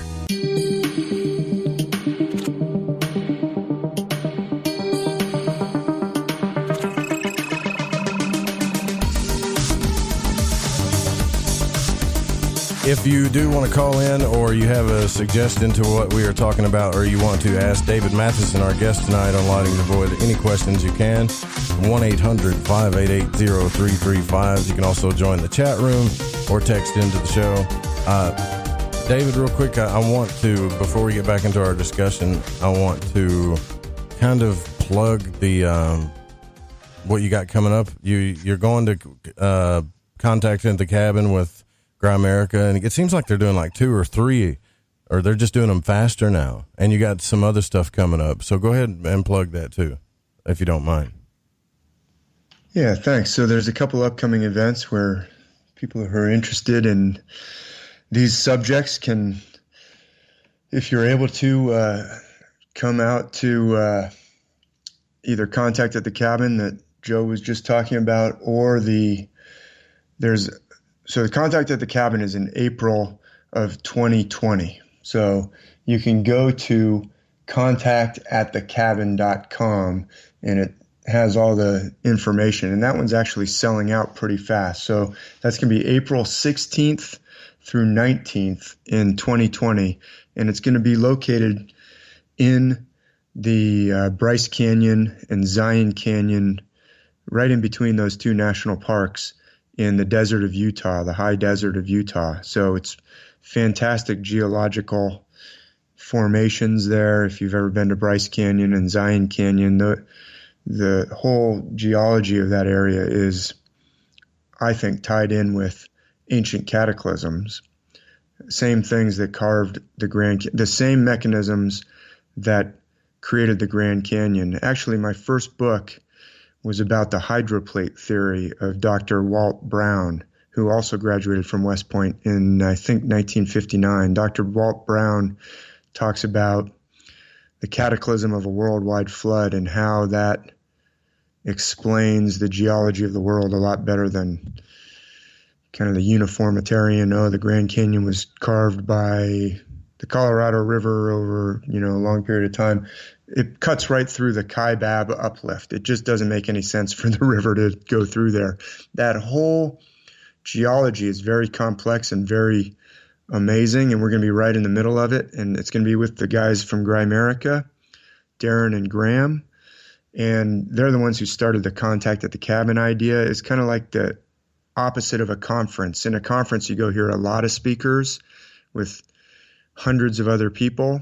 And, that's great for getting a lot of information. And I'll talk about a conference that I'm going to in October coming up here. But their idea is to grab 1 or 2 speakers, guests on their show, and put together kind of a more intimate gathering around that. So I'm going to be there with the Grimerica guys, and also Russ and Kyle from the Brothers of the Serpent podcast, which is a podcast.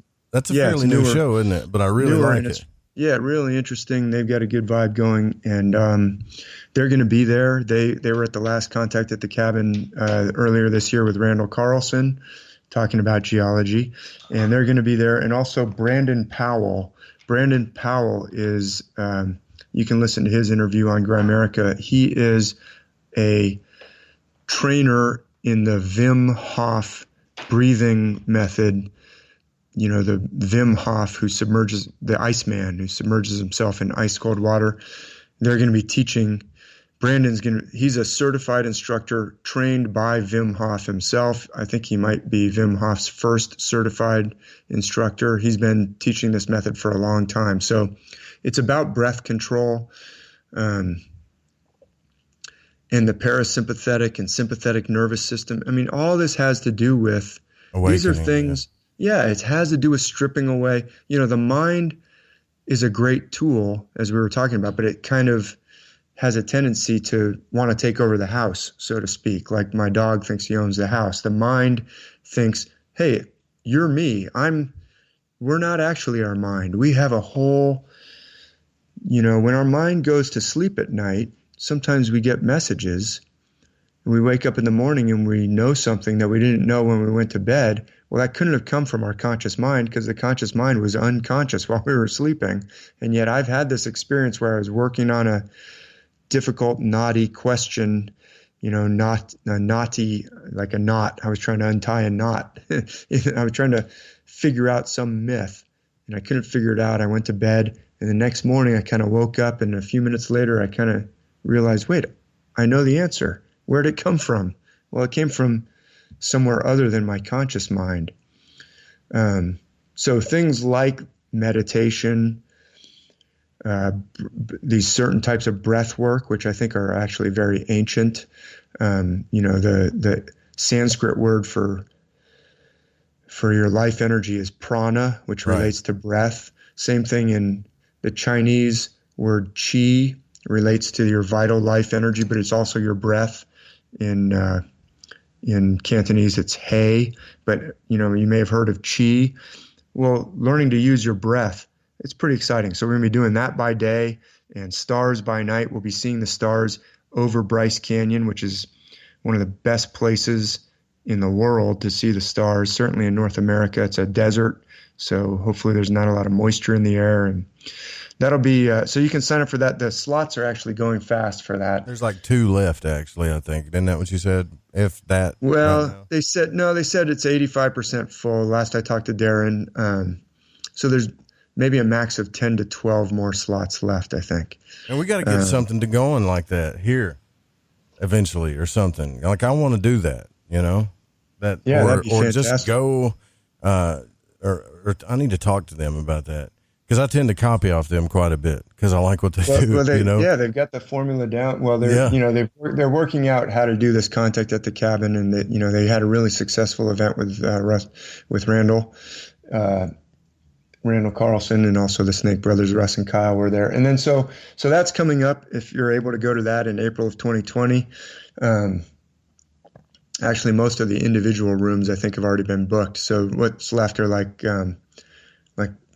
I think there's campsites. Well, you can check on the website. But then there's a more standard conference coming up. Well, I shouldn't say standard. This is also an amazing event. It's the Conference on Precession and Ancient Knowledge, CPAK or CPAC. Yeah. Not to be confused with the Conservative Political Action Committee, which is also CPAC. I know last time I talked to John Anthony West, he was invited to go to that. So you're going to be speaking at that too?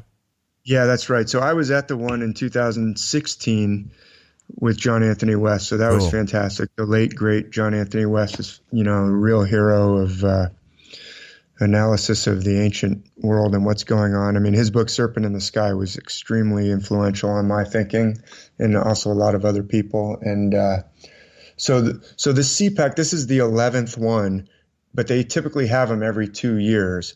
So the last one was, or 3 years. So the last one was in 2016, and this one's, so the most recent one was 2016. This is the next one that we're having, and so Robert Schoch will be there, who obviously was Robert Schoch and John Anthony West, who, worked on the Sphinx. Weathering. We know Schoch. Yeah, Christopher Dunn will be there. I just want to plug that stuff before it gets too late. I know you're used to probably people waiting to the very end, but I like to plug it while everybody's really tuned in, so you find that one on cpaconline.com, CPAC online, CPAK online. And if you want to sign up for that, when you sign up, so there's like a link for sign up, and then there's like a window that says discount code. And if you put my last name, Mathisen, in that window, you'll get $50 off the cost of going to that. And so that's that's October 4th, 5th, and 6th. So it's a 3-day conference. Alan Green will be there. He does the John Dee and Shakespeare and some really amazing things about the pyramids. I want to talk to you about that too when you get done. Yeah. So, you should have him on to talk about it. He'd do a better job. But talk to you about. Well, I want to talk to you about angels. Right now, I know you're an academic, man. I know it. Well, I think we all know that now, right? We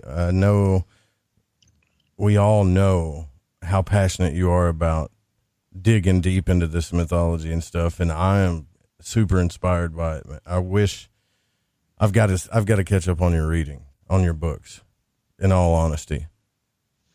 But what do you think is real about this? And when I say real, I mean, let's take the concept, not of the constellations and the mythologies and stuff. And this is all speculation. You know, it's not in a book, but to me, when there's something about angels that I think is very real and not just so mythological sometimes. And I could be totally wrong, but I get that feeling anytime I have discussions about angels or read ancient grimoire text or anything.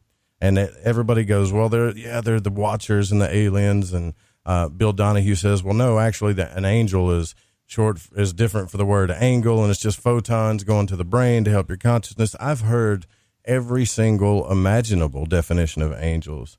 I'm just curious as to where your mind leans on that subject, if it does at all. Yeah, good topic to discuss. So, and you might as well, I would frame it also as in the gods. So my favorite book is the Odyssey. The Odyssey, Odysseus. And when Odysseus is going through his trials and adventures and journey home, there are several times where he is going to meet with disaster, if not for the intervention of a god or goddess. Usually it's the goddess Athena. Sometimes it's the god Hermes.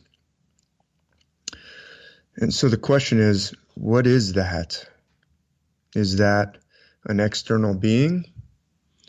Is that, Freud might say, well, it's psychological. It has to do with your own psyche, your own unconscious, your subconscious. That's been maybe suppressed, but can also give you messages.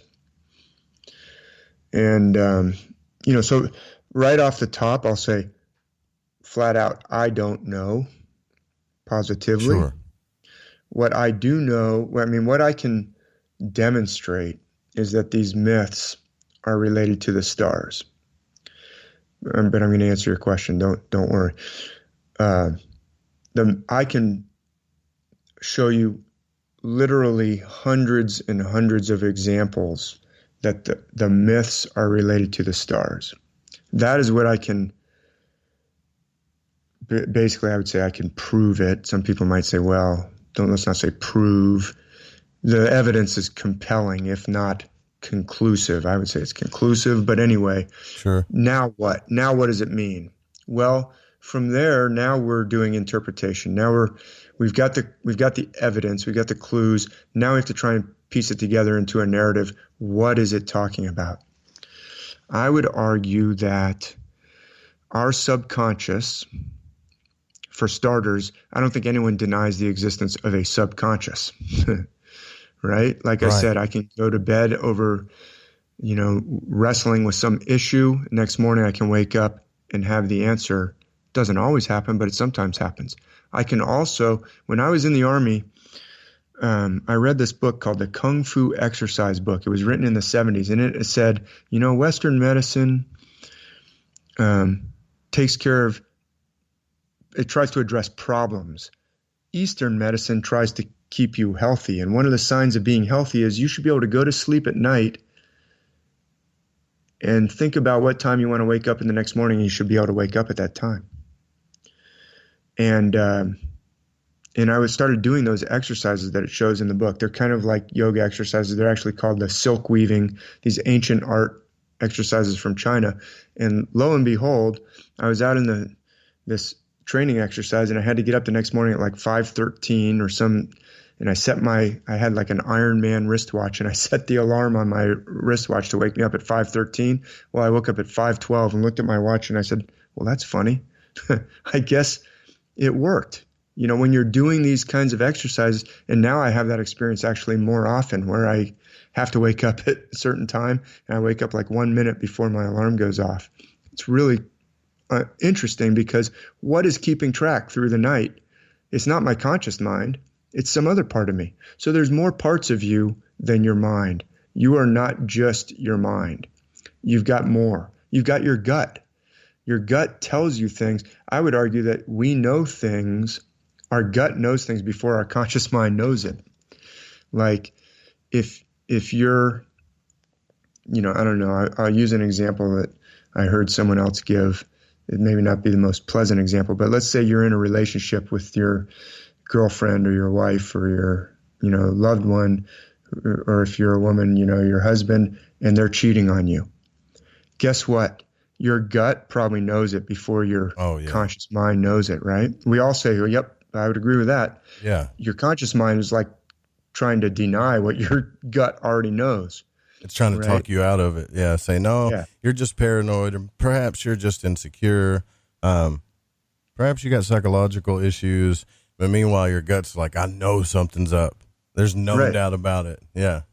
And so the more you can get in touch with your wider consciousness, the more you can receive messages from, I don't know where, the realm of the gods, the realm of pure potential. Okay. So, and people, and almost no, I don't think, you know, even very secular, strictly materialistic scientists would deny that we have a subconscious that has these kinds of wider sensation abilities, sensing and knowing abilities than our conscious mind is always aware of, right?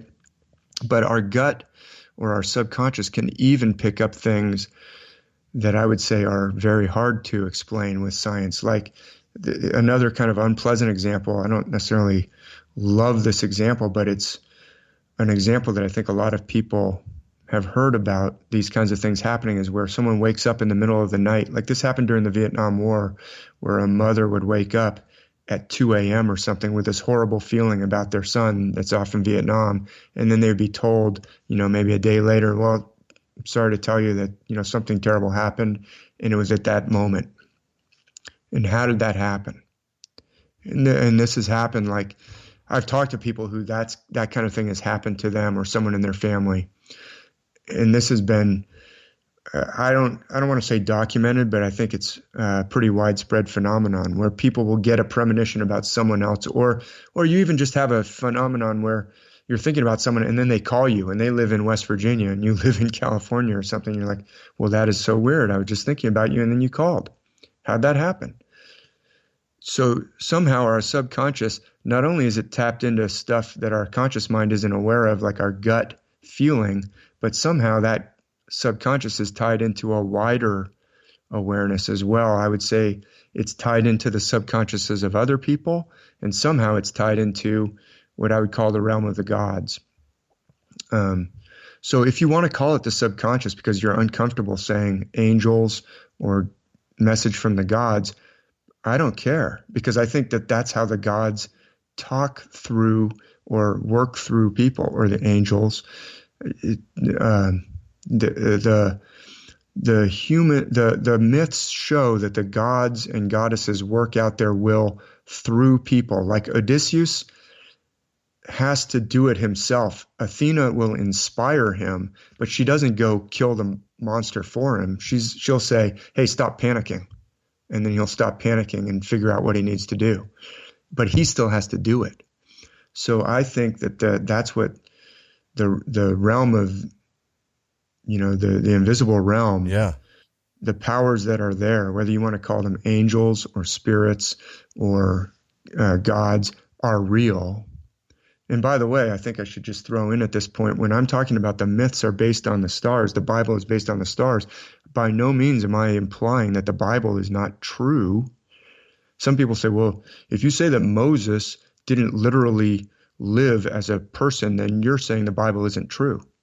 So why do you think I'm saying it's not true? I mean, that's an extremely polar-minded mindset. It's not literal. but it's true. It's telling you truths about the way this world operates. And I don't think we've figured it all out how this world operates, because some of those things can't be explained by our narrow materialistic physics. But there is no doubt that people get messages. Or I wrote a blog post about Paul Selig. Do you know who Paul Selig is? Yeah, I do. He gets these messages from what he calls the guides. Right. The guides. And when he starts to hear the guides talking to them, he starts talking very fast. Really It's quick, almost like a fast mumble. And then he, in his own kind of voice and slightly slower, but still pretty fast, repeats what they said. Now, where are those messages coming from? You might say, well, they're just coming from his subconscious. And I would say, just? Your subconscious is way more powerful than you think it is. Yeah, it's controlling the show. I don't care if it's the subconscious or if it's the realm of the gods, because I would say the realm of the gods comes into us through the subconscious. It's like your subconscious is like that prism on the cover of Dark Side of the Moon. I'm actually not a big Pink Floyd fan, but it's a cool album cover. I remember as a kid, I would go over to my best friend's house, and he had like an older brother.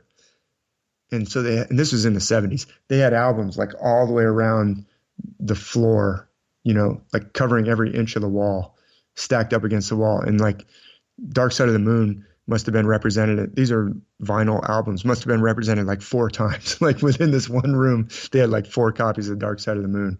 Well, that prism, you know what I'm talking about? Yeah. On the cover of Dark Side of the Moon. That prism, it's like your subconscious is like that prism that the infinite realm comes into you through. So if you say, well, Paul Selig is getting those messages from his subconscious, I would say that's fine. That doesn't mean they're not coming from the infinite realm, because that's your subconscious is in touch with realms that you're not in touch with. Or Odysseus, is Athena coming to him through his subconscious, or is she a separate entity talking to him? Well, she might be a separate entity that's talking to him through his subconscious. But you've got to get back in touch with your essential self. That's how you get in touch with the realm of potential. What is the realm of the gods? What is the realm of angels? That's the realm of pure potential. We are in the realm of not potential, but like manifestation. Mm-hmm. They're in the realm of potential. So there's verses in the Bible that say, "Oh, even angels want to look into these things." It's like and it's talking about our condition. We're in this realm of pure manifestation, but we're connected to the realm of potential, which is the kingdom, right? And see, that's what. And I, as a Western guy, I see what you're saying. I mean, I've got books and books and books that you can't prove scientifically or even mythologically, but they tell you every intelligence and every angel of this constellation and planet. It goes down into the system of the Kabbalah and the realms of formation, into the realm of causation, formation, and into the kingdom, right? And which is Malkuth on the tree. And I've got both the tree of life and the prism, Pink Floyd prism, on the wall behind me, right? And it's like, I get this stuff. And what you said earlier, really, and I got to take a break because I'm over. My intuition tells me what you're saying is right. But my monkey mind is saying, well, you're just putting too much stuff together in your head. Really? Well, how come every time I pick up a book, listen to a song, or read a poem, watch a movie, talk to a guest, no matter what, it keeps coming back to this story of this fallen state that we're in, that we have to come back to and wake up to who we are through a state of an energetic process and awakening. And also, like you're talking about, breathing. There's all these different mystery schools. There's all these different methods that are shown to us to do these things that we need to start paying attention to, I think. We'll be right back with David Mathisen. Also, don't forget, if you want to donate to the show, you can just click the donate button on the website, buy a t-shirt, or share and like the show. We'll be right back.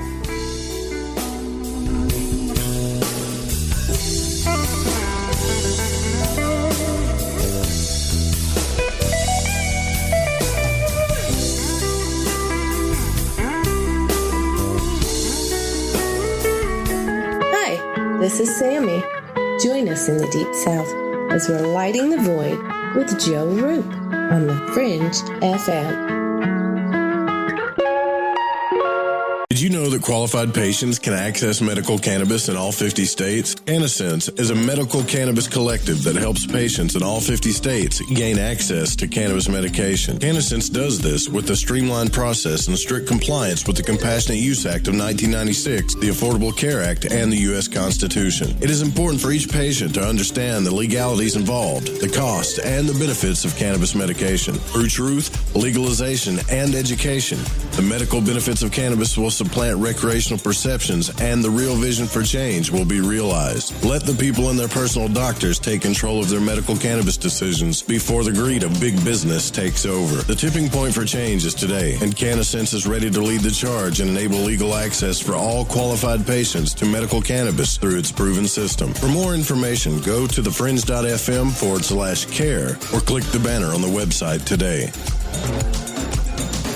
Ahoy there, Gigi here from Shift Happens. Do you like to boogie down to topics such as ufology, the occult, and the mysteries behind our reality? Well, I invite you to join us every Friday night at 7 p.m. Pacific, that's 10 p.m. Eastern, as we like to punch that curiosity button and tickle that fancy. We tickle that fancy, but yeah, I don't know if that's the right analogy, but there's certainly a lot of tickling going on over here at Shift Happens. Hey, is that a new music app? Yeah, check it out. Surfer Music Discovery. It links to thousands of online stations, but the twist is you see the song names and artists that are now playing live. That's different. No guessing. Looks like a waterfall of music. So many formats. Rock, oldies, country, R&B, jazz, and a whole lot more. How's that spelled? Surfer. S-U-R-F-R. Is it expensive? It's free. No need to sign up or sign in. Get the Surfer Music app free from Google Play or the App Store.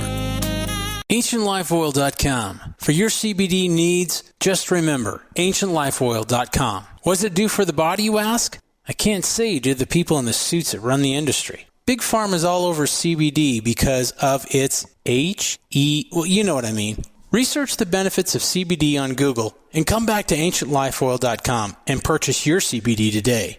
Non-GMO and all organic. You don't want to be using a petroleum product. You want to be using the cleanest CBD product on the market. AncientLifeOil.com. We even have CBD for your pet. Help your pet's discomfort. Help your discomfort. Log on to AncientLifeOil.com. That's AncientLifeOil.com. Newly reduced prices to pass off the savings to the most important person. You. AncientLifeOil.com. And one more thing, we have topicals too. So if you have joint pain and some different issues that are going on in your body, you might want to use the topical. Think about it. AncientLifeOil.com. Alex Exum.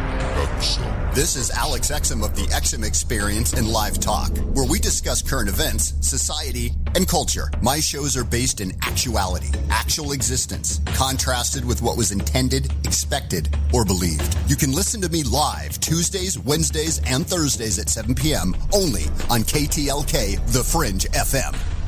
So, you love talk radio? Then you'll love TalkStreamLive.com. TalkStream Live is always on, 24/7 with the best streaming talk shows. Find your favorite talkers and discover some new ones. It's free, readily available online or on mobile with any smartphone or tablet. Finding your favorite talk shows all in one place has gotten a whole lot easier. Just go to TalkStreamLive.com. Be sure to download the free apps from Google Play or the iTunes App Store.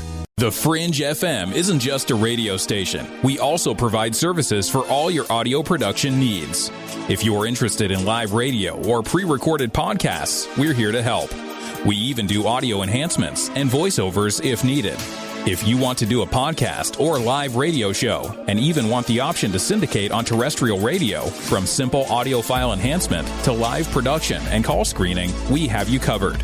We have worked with some of the best professionals in the business in order to provide coaching instruction for content creation, show structure, and more. Contact The Fringe Digital Media for more at info@thefringe.fm.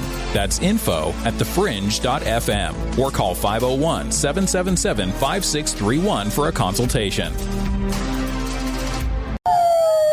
When I'm done running with the wolves after hunting down a half-ton bison, I look forward to a mind-teetering escapade evening on The Fringe FM.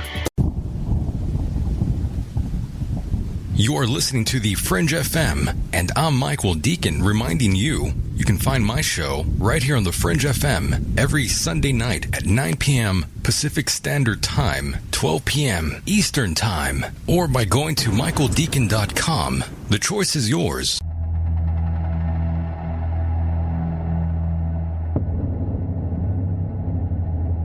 To call Joe, pick up the phone, dial 1-800-588-0335, toll free from the United States or Canada.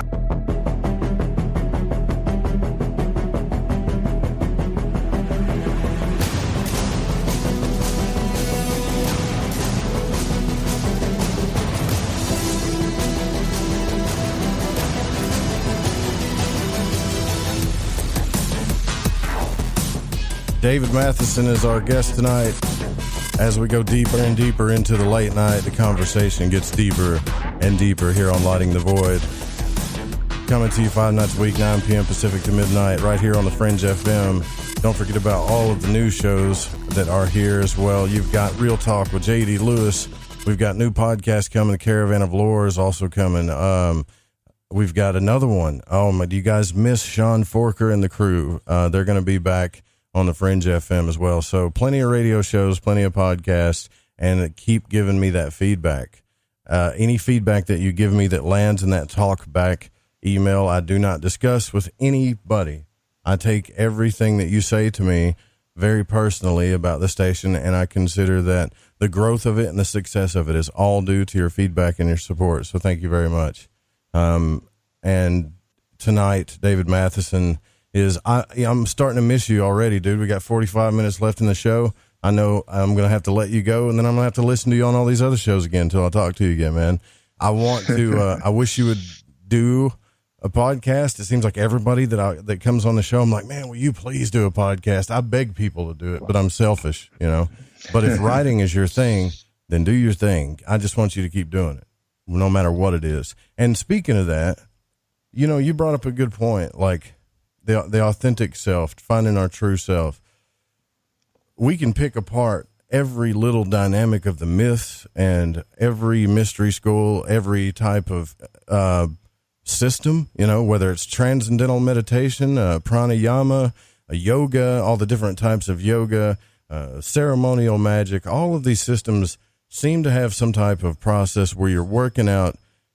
You start out working out the basic things about yourself, you know, like your emotions or what they call the 4 elements and magic, because I'm more familiar with that. But, you know, your emotions and your mind, and you're just trying to get everything real centered and mastered as you work through the ego and all these different things through initiation to start tapping into what you called your intuition, you know, listening to that higher self better. Crowley, the Golden Dawn, they called it your holy guardian angel. I've heard it called your solar body, light body, God self. It's been called a lot of different things, right?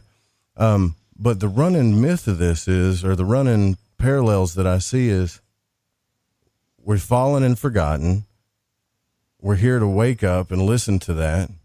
And I said something to you during the break about the show, and I said, you know, it seems like the more that I tap into my true self, the more risks I take, despite what the material world and society wants me to do, the harder it comes against me, but the more spirit and synchronicity throws things in my lap. Does that make sense to you? Yeah, no, it's I think, you know, people ask, or I always think that when I'm talking about all these myths being based on the stars, the question is, why would they do that?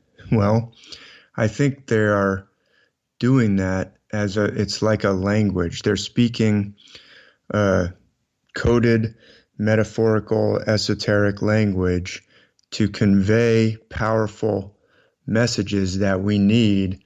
It's ancient myths that we need right in this very moment, this present moment. They're conveying really practical and profound truths that we need in our lives. And there's a lot of them, but a big part of what they're talking about is finding your authentic self, or reconnecting. We're alienated from our essence, from our authentic self. And how does that happen? And I think it's the creation of the psyche, the mind is like created. We create it for ourselves as a defense mechanism. It's got a lot of rules to it. Like when you were little, you were told, don't do this or don't do that.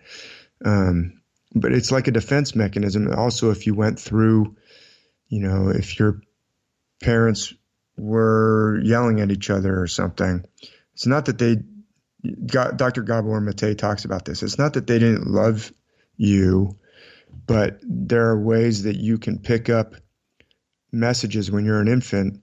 You think that everything's about you. So if they're arguing, you think it's your fault. Right. And then you end up going through life trying to please everybody else in ways that it can go so far that you actually cause yourself illnesses and things. But you can figure out what the trauma was, and you can reconnect with who you are as an adult. So it's the disconnection that's the problem.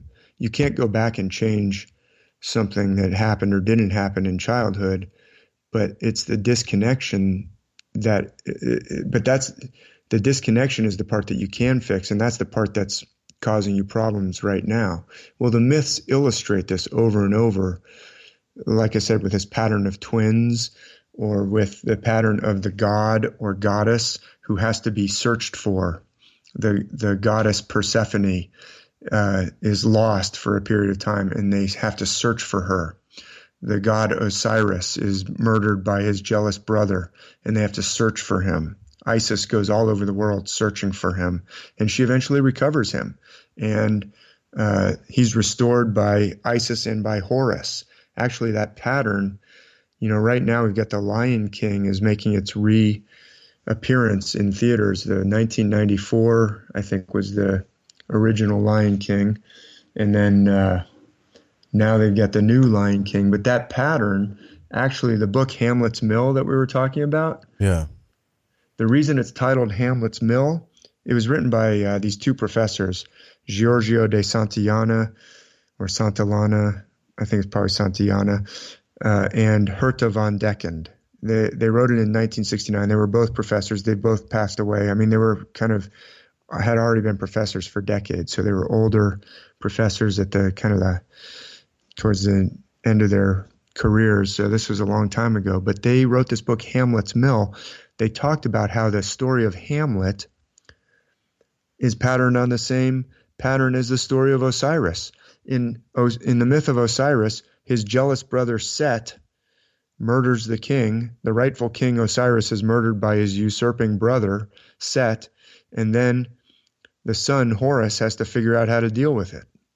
In the Hamlet myth, well, Shakespeare based Hamlet on these Northern European myths of this character named Amlothe or Amlethus, which became Hamlet in the play. What happens? His father is murdered by the usurping, jealous brother, and then Hamlet has to deal with the problem, which he goes back and forth about how to deal with it. But it's the exact same pattern. Well, what happens in The Lion King? The correct rightful king, Mustafa, is murdered by the evil, conniving, usurping brother, Scar. Hopefully I'm not giving away any spoilers here to people who haven't seen The Lion King. I think we've all seen The Lion King. And even if you haven't, sorry, you're getting a spoiler. And then Simba has to figure out how to deal with it, right? The son has to recover who he is. He has to figure out who he goes through this. Oh, what am I? Maybe I'm a warthog. I'm going to go live with the warthogs and the what's that other animal called? It's on the tip of my tongue. I can't remember. But anyway, he's like, well, I don't think I'll be a lion anymore. I'll be one of these guys. But then it's the return of the king, right? He has to come back to who he really is. He has to discover who he is. And you see, like on the trailer, he puts his little paw in the paw print of his big, father lion paw print, and you get chills because it's like, that's who he really is. He has to figure out who he really is. That's what it's about. So anyway, I was looking up this quotation It's from the Gnostic Gospels, but I'm having trouble finding it right this particular second. Oh, here we go. Here we go. It's from the Gnostic Gospels. I found this quotation. I was talking about Dr. Gabor Mate, who talks. He talks about how the separation from the self, the authentic self, is at the heart of addiction. Yeah, suffering, addiction, everything. Yeah, and even many, and it can even lead to illnesses. Well, he also points to another psychiatrist, Dr. Peter Levine. Dr. Peter Levine wrote a book called Healing Trauma, and at the beginning of that book, he has a quotation from the Gnostic Gospels, and I'll just read it to you because you were talking about, it's not always easy to start this radio show, but you really feel like you're getting closer. You're doing what you feel like. Yeah, I mean, it could be jujitsu. It could be yeah, exactly. But I know, yeah, go ahead. So here's this quote from Dr. Peter Levine's Healing Trauma, where he says, this is from the Gnostic Gospels, and he chose to start off his book about this. Oops, my dog is moving around. If you bring forth that which is within you, then that which is within you will be your salvation. If you do not bring forth that which is within you, then that which is within you will destroy you. I don't know which Gnostic text that's from. I'm sure we could do a search on the Gnostic corpus. It's pretty cut and dry, though, right? But it's pretty clear. It's in you, and if you don't bring it out, it'll destroy you. If you do bring it out, that will be your salvation. That's what you're down here. You're down here to do a lot of things, but it's going to be pretty hard to do them if you're not connected with your authentic self. So I think the ancient myths are about a lot of things. They've got a lot of messages for us, but this message about reconnecting with our higher self, sometimes it's pictured as your higher self, your authentic self, your essential self, is a core message of the myths. And I can talk about some of the myths where this is dramatized. I even think that like I said, the picture of Gandalf the Grey, and then Gandalf, when he comes back after he has to go through the Balrog experience, J.R.R. Tolkien knew about the myths. He was a mythical professor. He was one of the first scholars to take the Beowulf texts really seriously and dive into them and write analysis of them. But anyway, this pattern is found in the myths where we have this reconnection with the self, but it often the lower self is getting in the way through doubt, through self-doubt. It's a clue as to our mind is good at certain things, but the things that it's good at, if they go out of control, can wreck the whole chariot, so to speak. The mind is good.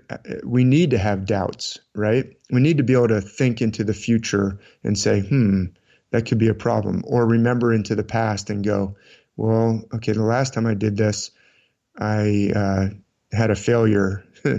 I failed. How can I do that better? Those are good tools to have, but that's your mind. Your mind is capable of going into the future and the past. That's where doubts come from. Doubting Thomas is full of doubts because he's been burned in the past, or he's afraid of getting burned in the future. Our mind can run away with us, worrying about what could happen with this or what could happen with that. And so things like meditation enable you to slow that down and give it a rest, and enable you to get in touch with that essential self, that if you let your chattering mind go all the time, you'll never hear your essential self. You'll never be in touch with it. So that's what I think one thing that these myths are showing you. That's how you can get in touch with your essential self. But when Jesus shows up, Thomas wants to invalidate that. He wants to say, oh, that's all improbable. No way. I'd have to feel the nail holes. Gabor Mate talks in one of his lectures about when you do psychedelics, that can be a way. It's not the only way. It's a way to quiet down or move aside the doubting mind or the egoic mind and see right to the essence.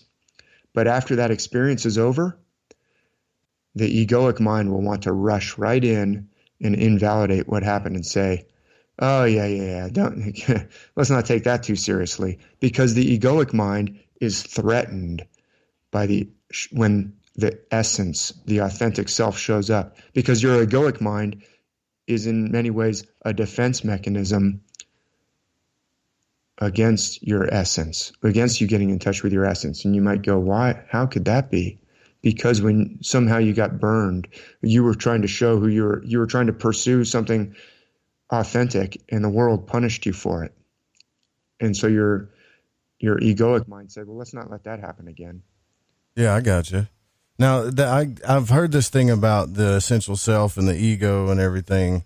I think the first step, too, and I got this from like Tobias Lars. He did this video called Fix Your Effing Shadow, and he would get real brutal about it. He would say, it's all these people in New Age communities that just invoking love and light and unicorns. And he said, you invoke all this light and you put all this pressure on yourself, and these demons, right, or the darkness manifest. It just comes up, right? You can't run from it. You can't run from the bad sides of yourself, all your dark natures in your ego. You can't deny it.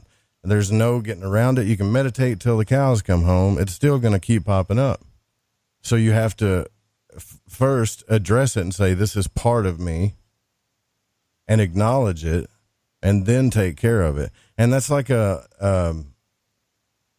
thing that I've kind of learned in some of the Eastern texts, especially like, what was that movie that really got me? I think it was Enter the Dragon with Bruce Lee, when he's walking through right before he died, when he's walking through the Hall of Mirrors and stuff. And it's kind of simple to see that, he's fighting the guy with the claw, so there's the beast, right? So it's kind of simple to see that you have to deal with these types of things. You can't just ignore them forever.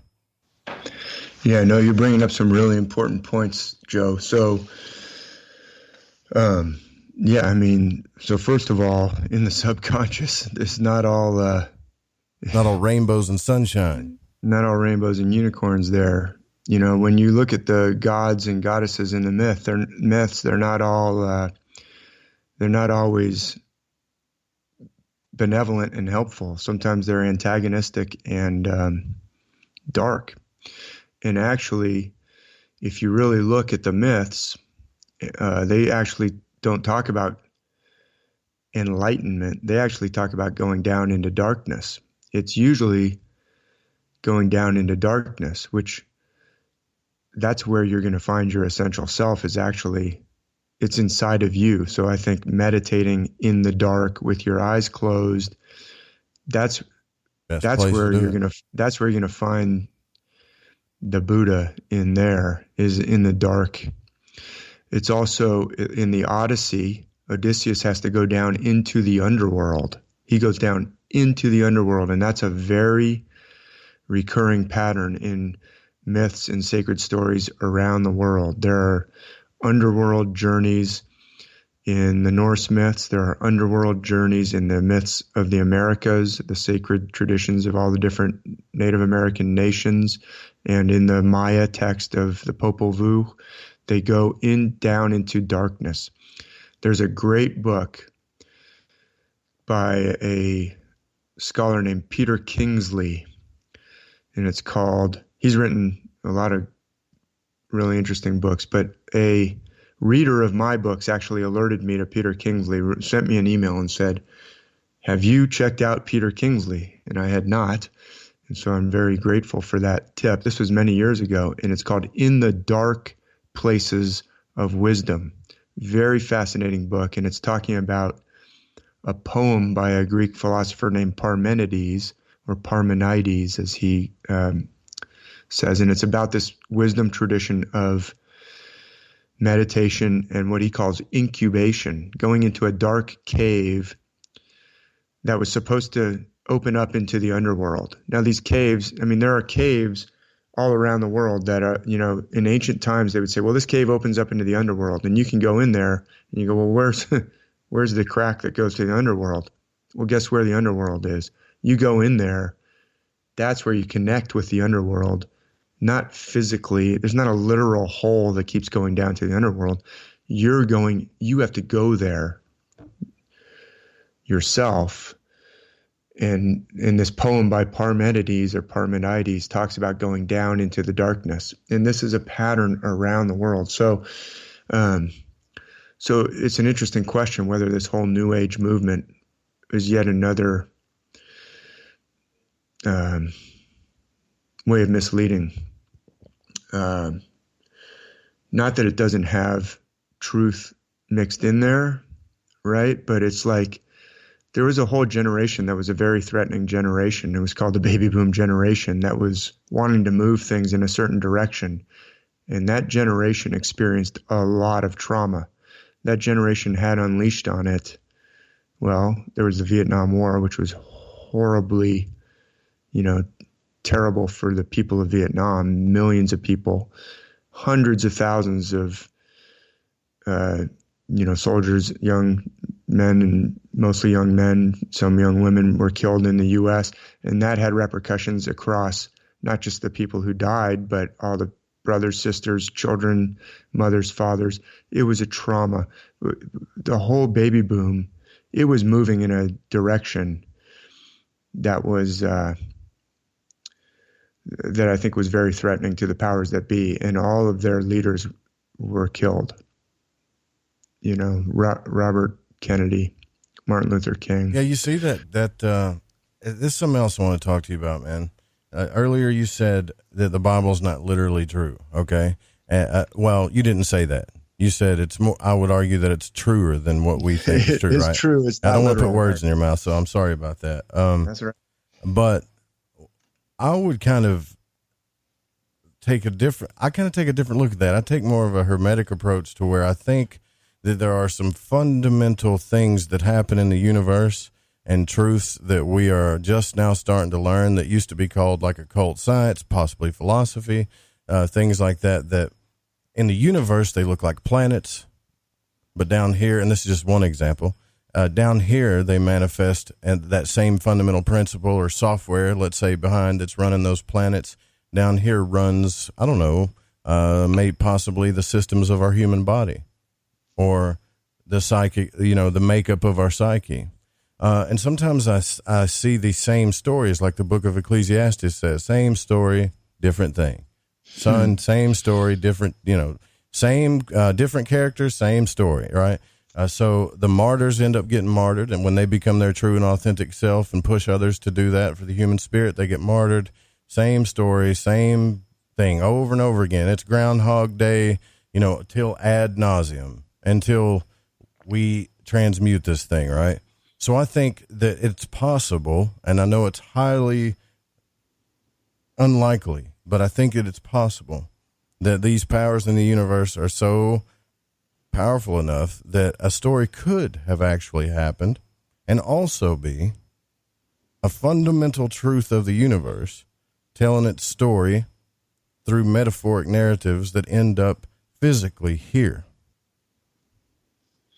Yeah, that's an interesting comment. And, I don't, people a lot of times ask me, well, couldn't it be metaphor and it really happened? And I say, it could be. It could be. I wasn't there, right? When the Red Sea crossing happened or didn't happen.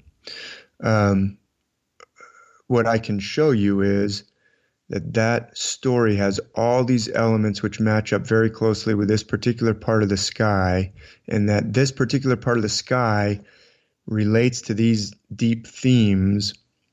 Like this particular part of the sky has to do with the second birth all the time. Or the Buddha is, the figure of the Buddha is actually the same constellation as the figure of Moses, is actually the same constellation as the figure of Jesus, is actually the same constellation as the figure of Odin. That's why Odin hangs himself on a tree. Sacrifice, it says in the Edda, I sacrificed myself to myself. I mean, the patterns, it's fascinating that it's this figure that has very similar characteristics will be the same constellation. Will play. It's like an actor plays different roles in different films, and after a while, you're watching this film, and you go, "Wait a minute, I know her. She was in that other movie. Oh, she's dressed so differently. She's talking in a totally different accent. In fact, that movie was supposed to be set in the 1800s, and this one's in the 1950s. But I finally figured out who that is. Well, once you start to see this pattern in the myths, you can read a myth from another culture, or you might be reading a Norse myth, and you go, oh, well, that characteristic of hanging oneself. I don't know why that came to mind, but I was just actually reading before this about, Odin is the god of the hanged. Well, there's Judas in the Bible who hangs himself. There's the hangman on the tarot card. Yeah, there's same constellation. Right. So, well, when you start talking about tarot cards in Western occultism, so it's interesting that you bring that up, and you have more, a little bit more, experience with that than I do. But the point that I'm going to make is what I think happened was all this ancient wisdom was driven underground. We were talking about the Gnostic texts, right? Right. How do we have these Nag Hammadi texts? Well, there's this town, or not even a town, it's like a village near Memphis in Egypt, the ancient site of Memphis along the River Nile, where these texts, it's called Nag Hammadi, were found at the base of a cliff, in this jar. Why were they buried in this jar? Well, somebody put them there because at some point in time, having these texts would have resulted in severe punishment and possibly death penalty, but they couldn't just burn them. They were like too precious. And so they're like, I'm going to put them in this jar outside of town, and maybe I'll get back to them someday. Well, apparently whoever put them there didn't get a chance to get back to them, and they got discovered in the 1940s. Well, and what I'm saying is the literalist interpretation that clamped down on the Roman Empire, and it was a struggle, and the literalist Christian system eventually won out. They shut down the Eleusinian mysteries. They shut down the oracle at Delphi. The Emperor Theodosius did that. He was a few generations after Constantine. It became the rule of law that you could only have these texts. Well, all that wisdom got driven underground, and I think the streams of Western occultism are that underground in the Western Europe. In the Western Europe, that was preserved in a certain way, and so these, the angels in the Kabbalah that you're talking about are related to the same ancient worldwide system, where this God will have the same characteristics as that angel. Okay, well, in places like India or China, where the Roman Empire didn't get there, their original myths got preserved. Right. The India. That's why, in India we still have, traditions that go back to the Mahabharata of, this ancient Sanskrit epic that contains the Bhagavad Gita, that the Romans didn't get there to stamp it out. Well, later the British got there, but the Western, there were Druids in, France and obviously the British Isles that got stamped out by the by the Romans. They got to the Norse, the far northern Scandinavia, later because it was farther away and inhospitable and frozen and icy, but they stamped it out there too. The worship of the Norse gods got stamped out by about 1000 AD in like Norway and Sweden, but it stayed in Iceland until about 1200. And so there were texts. That's where our Norse myth texts are preserved, is only in a couple of texts in Iceland. But anyway, it eventually got stamped out in all of Western Europe, but there were places where the Romans didn't get to. So anyway, that's really cool. You can see all that too, because I find it hard to relate to people when I have discussions off the air with certain type of people, because they'll ask me, well, why do you focus so much on these Western systems? And I'm like, well, because they work for me. right? Like I know my upbringing, I know my subconscious, I know this is an easier path for me to help transmute this stuff. My energetic makeup, my higher self. If you want to, usually it'll be a Christian or something, and I'll say, well, think of it as me trying to find the new name that's written on the white stone in Revelation, right? That only me and God knows. Well, what do you mean by that? Well, just think of it that way. Are you saying I'm not saved? No, not at all. Or I might be talking to a pagan and they're like, well, I really, worship Odin and this. And I'm like, great. That's fantastic. You know what I mean? And I feel like I can relate to everybody if they would just let me, but they don't. You see? Well, I think this is an important subject because what I think happened, or what I think we see evidence of, is virtually every culture on our planet has these. I mentioned Peter Kingsley earlier. He wrote In the Dark Places of Wisdom. He calls them the original instructions. Virtually every culture has their original instructions, their ancient myths. What's fascinating is that these ancient myths appear to be part of an ancient worldwide system. This system it's the same system worldwide, which raises the question of how did that happen? Right. This system is already in place in the myths of ancient Egypt. We mentioned Osiris and Isis and Horus, and there's other myths from ancient Egypt that are. So my most recent book is called The Ancient Worldwide System. And what it is, it's Star Myths of the World, Volume 1. I went back and rewrote Volume 1 after I'd written Volume 2. So Volume 1, 2, 3, and 4 are all available. Volume 2 is Greek myths. Volume 3 is the Bible. Volume 4 is Norse myths. Volume 1 is kind of this trying to show that it's worldwide, where I go from Australia to Africa to ancient Egypt. Anyway, I went back and redid Volume 1 because I'd learned so much writing Volumes 2, 3, and 4. I felt I had to go back and try and update and expand on it. Sure. So my most recent one's called The Ancient Worldwide System. Well, it's around the world, and it's already present in ancient Egypt. It's already present in ancient Mesopotamia. The system's already in operation, like in full flower. So that indicates to me, and in ancient India and in ancient China, these are the most ancient civilizations that we know of. Graham Hancock has this new book, America Before, which suggests that the predecessor civilization may have actually been in the Americas, maybe in South America where the Amazon is.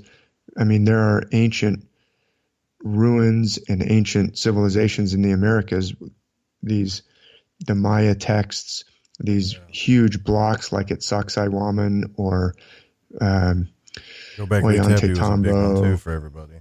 Right, which is obviously in the old world, so-called old world, right? That's probably a misnomer. But anyway, point being, these myths are already present in the most ancient civilizations we know of, already present in ancient Egypt. So it's probably from some predecessor culture that's even older than those. And then you bring up Göbekli Tepe. Well, until the late 90s, everyone would say to people like John Anthony West and Robert Schoch, okay, you're talking about some ancient culture that precedes the Egyptians. Where's your proof? Where's your archaeological evidence? And they would say, well, we haven't found it yet. Well, when Göbekli Tepe surfaced, it was buried no later than 8,000 BC. It probably comes from 10,600 BC or perhaps even earlier than that. That's 6,000 years before the earliest dynastic ancient Egypt. Earliest dynastic ancient Egypt is only how many years before us? Here we are in 2000. It's like 5,000 years before us. So Göbekli Tepe is like 6,000 years before them. It was more ancient to them than ancient Egypt is to us. Like the start of ancient Egypt is to us. Isn't that crazy to think about? Oh, yeah. I guess I had Bruce Fenton on the program, and he thinks, that this place is like 800,000 years or more older than people think, and he's firm on it. And it's like, that's a long time, man. We got, you'd have to talk to him about it, but Yeah, there's definitely something there. There's definitely something that is a worldwide system of knowledge. Manly P. Hall talks about that too. He said, I find it, even in his books, he said, I find it truly fascinating that no matter what happens in society, no matter what they try to do with religion, that these fundamental truths and esoteric knowledge still stay the same. They still stay the same. They still survive the test of time, no matter how many people try to demolish it or extinguish it, because it's in everything. And when I say everything, I mean, it's like, we talked about music, we talked about books and poetry, and, there's other people saying, oh, well, it's all black magic in Hollywood, and it's all, I don't know about that. I mean, there's some bad stuff out there, but there's some good stuff too. So there's an esoteric battle, it seems like, on this planet. Not only are we trying to figure out who we are authentically and what this ancient knowledge is from a single point of view, but also as a society. Yeah, well, you mentioned the Bruce Lee movie, and I think the metaphor of martial arts, or like Kung Fu or Tai Chi, well, not only are those disciplines that can help you get in touch with your authentic self, that's what I think a big part of what they're for is, but, would you say that Kung Fu is good or Kung Fu is evil? Well, Obviously we know the answer. You can use it for beating people up. We see that in Kung Fu movies. You can use it for oppressing the people, or you can use it for protecting the people.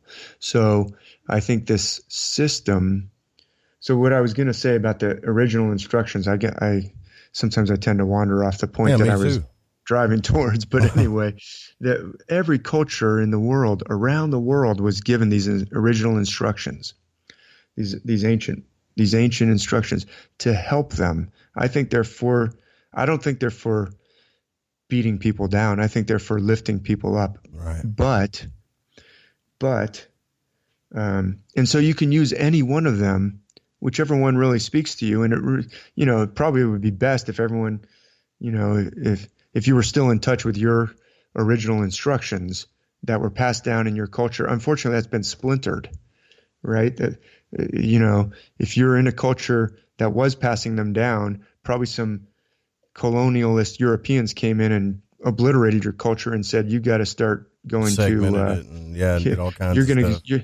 You're going to go to Christian school where you're going to learn English and you're going to read the Bible, and you can't be in touch with those ancient ways anymore. So it's like everyone's been splintered from their original instructions, or someone's been working very hard to stamp them out. And so if you say, well, I feel most drawn to this set of explanations that helps me get in touch with my authentic self, that's great. I mean, I like I said, the Odyssey, I think, can function as your Bible. There's actually some amazing parallels between the Bible and the Odyssey. There's a foot washing scene in one of the most dramatic moments in the Odyssey. If you were raised going to Sunday school, there's a foot washing scene at one of the most important parts of the New Testament gospel stories. There's a part about a winnowing fan in the Gospels where John the Baptist says his fan is on his shoulder and he will separate the wheat from the chaff. I see one is coming after me that is mightier than I. This is all celestial, actually. It's talking about a specific constellation. There's a part in the Odyssey, actually, when he goes down to the realm of the dead, where Odysseus is told by Tiresias, well, here's what you have to do. Walk inland with your paddle on your oar from your ship on your shoulder until you get to a people who know nothing of the sea, and they ask you why you're carrying a fan to winnow grain on your shoulder, because it's the same constellation. There's all these parallels between the Odyssey and the Gospels, and yet the Odyssey was probably written down no later than around 700 BC. So it's much earlier. There's lots of parallels between the life of the Buddha and the gospel stories. So if you're more drawn to the story of the Buddha, or if you find your essential self by following the wisdom tradition that's preserved in Buddhism, why should you have to explain that to anybody else? Right. That's exactly my point. And I would even go a step further and say, even if you're a science-minded individual and you're trying to work out consciousness through scientific methods. I still think you're trying to answer those big questions about who you are. You may argue to the teeth with me about religious things, or that's so old and it comes on scrolls. And I've even had people on here, well, these guys put this system together through books, or it's not old enough, or that's too old and we need to evolve, and blah, blah, blah, blah, blah, right? And I would just get so conflicted with all these different messages from all these different experts and all these different fields. And this is where I'm at now with what you just said. I think everybody's here working this thing out through the method that speaks to them most. And if they're not, it's going to cause pain, suffering, addiction, and things until they get to that where they're working through it. Whether it's through religion, even science. I even think that atheism, people that just don't believe in anything, nihilists even. We're all in some stage of this process, I think.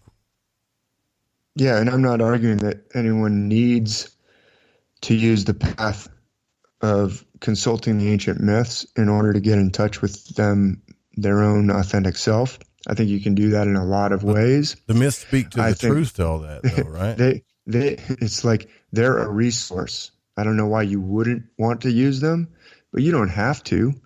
You could, you could become a martial arts master over decades of training and get in touch with your authentic self and never pick up a myth. Or you could become a yoga, practitioner or a meditation practitioner. You don't need to use the myths, but I don't know why you wouldn't want to use the myths. They're right there, and they were given to every culture on this planet.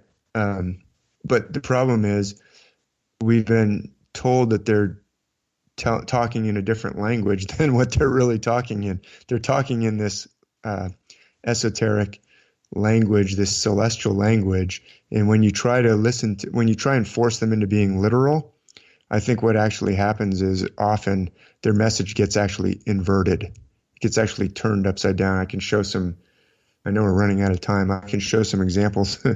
I've got some blog posts that talk about the inversion. The message gets inverted. Why? I'll just briefly say, if it's about an external thing, then you're chasing after something external to you.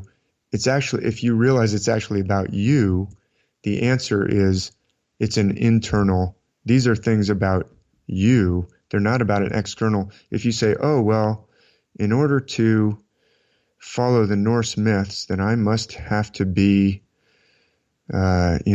Nordic ancestry. Okay, that's external. See, it's not about that. It's actually talking about looking beyond the external to the fact that every single person, every single man and woman has this divine nature. Every single person is a gift from the gods. So if you're focusing on the external, you're turning them upside down. If you say, oh, these myths are just about being descended from, I'm descended from Neptune, so therefore, right. Wait a minute, that's not what it's about. It's about the internal. It's not about the external. But if you're chasing after, the classic example is the Bible that says, well, you have to believe in this figure of Jesus in a literal way in order to be saved. That's an external figure that you're putting your trust in. I think that Jesus is actually a picture of your essential self. And some people will say, oh my goodness, I need to turn this radio show off right now because that is horrible. Right. Okay. Look, I would say that people who are searching and have found literalist Christianity to have answers for them. They're searching for they're searching for their authentic self. Yeah. There's only one reason why people turn to the Bible. It's because it's full of beauty and truth, I would say. But unfortunately, when it gets externalized, then it can be turned upside down to where you have people going around the world trying to stamp out other people's religions and saying, hey, stop practicing those native practices because those are from the devil and I've got the real answer here. Where those people could say right back to them, oh, didn't you understand? They're all based on the stars. Your interpretation of that, it's the same actors dressed up in different costumes. And why are you trying to stamp out my actors who are the exact same actors? They're just dressed in different costumes. It's the exact same constellations that are. Let's just not go through the minds. Let's go around it. Yeah, you know? It's pointing to these same underlying truths. Right. The story of Samson is pointing to these underlying truths about the human condition, and is no less powerful than the story of Maui from the Pacific, is pointing to these truths about the human condition. And so to say that, we got to get rid of the Maui stories because those are false, but I have this literal, true, Samson was this literal, true person. And if you don't believe that, then that's why we can stamp out the Maui story and replace it with the Samson story, because this one is about an externally, literally true person. You've missed the whole thing, I would argue. You've turned it upside down. Well, I totally agree with you, man. And it's been an absolute fascinating conversation. And look, David talks about a lot of different things too. If you guys want to check out any show, just search David Mathisen on YouTube, any podcast player, go to the website and read his blog posts. I mean, I believe that you're on your own journey too, just like you talk about. And, the people that go with you on that are going to learn quite a bit, man, from you. And I really appreciate you coming on the program again. It's been awesome to have you back. Well, thanks so much for having me, Joe. And I would say, actually, this brings up a major point. Don't learn from me. I'm pointing towards the myths. That's where the answers actually are. Right. The myths have the answers. I'm certainly not a enlightened practitioner of everything that guru. The myths. That's it. I claimed it. You're the guru. Nope. I don't do these things so very well, but I know where the answers are. I think everybody can see through what you're saying. And again, to hang out with us late nighters in the void is a really cool thing. It's really special to all of us either way. And I really appreciate it, man. Thanks for having me, Joe. It was a pleasure. Yeah. We'll do it again. And you guys please check out the website, davidmathisen.com, also starmythworld.com. Don't forget, tomorrow night we're going to have another fantastic guest on the show. We're going to be talking about the afterlife, Richard Martini. If you aren't tired, The Secret Teachings with Ryan Gable's coming up next. Don't copy the show without written permission. I love you guys. Love you, Pacho, Don, Dennis, Eric, Jeremy. Thank you all. Good night.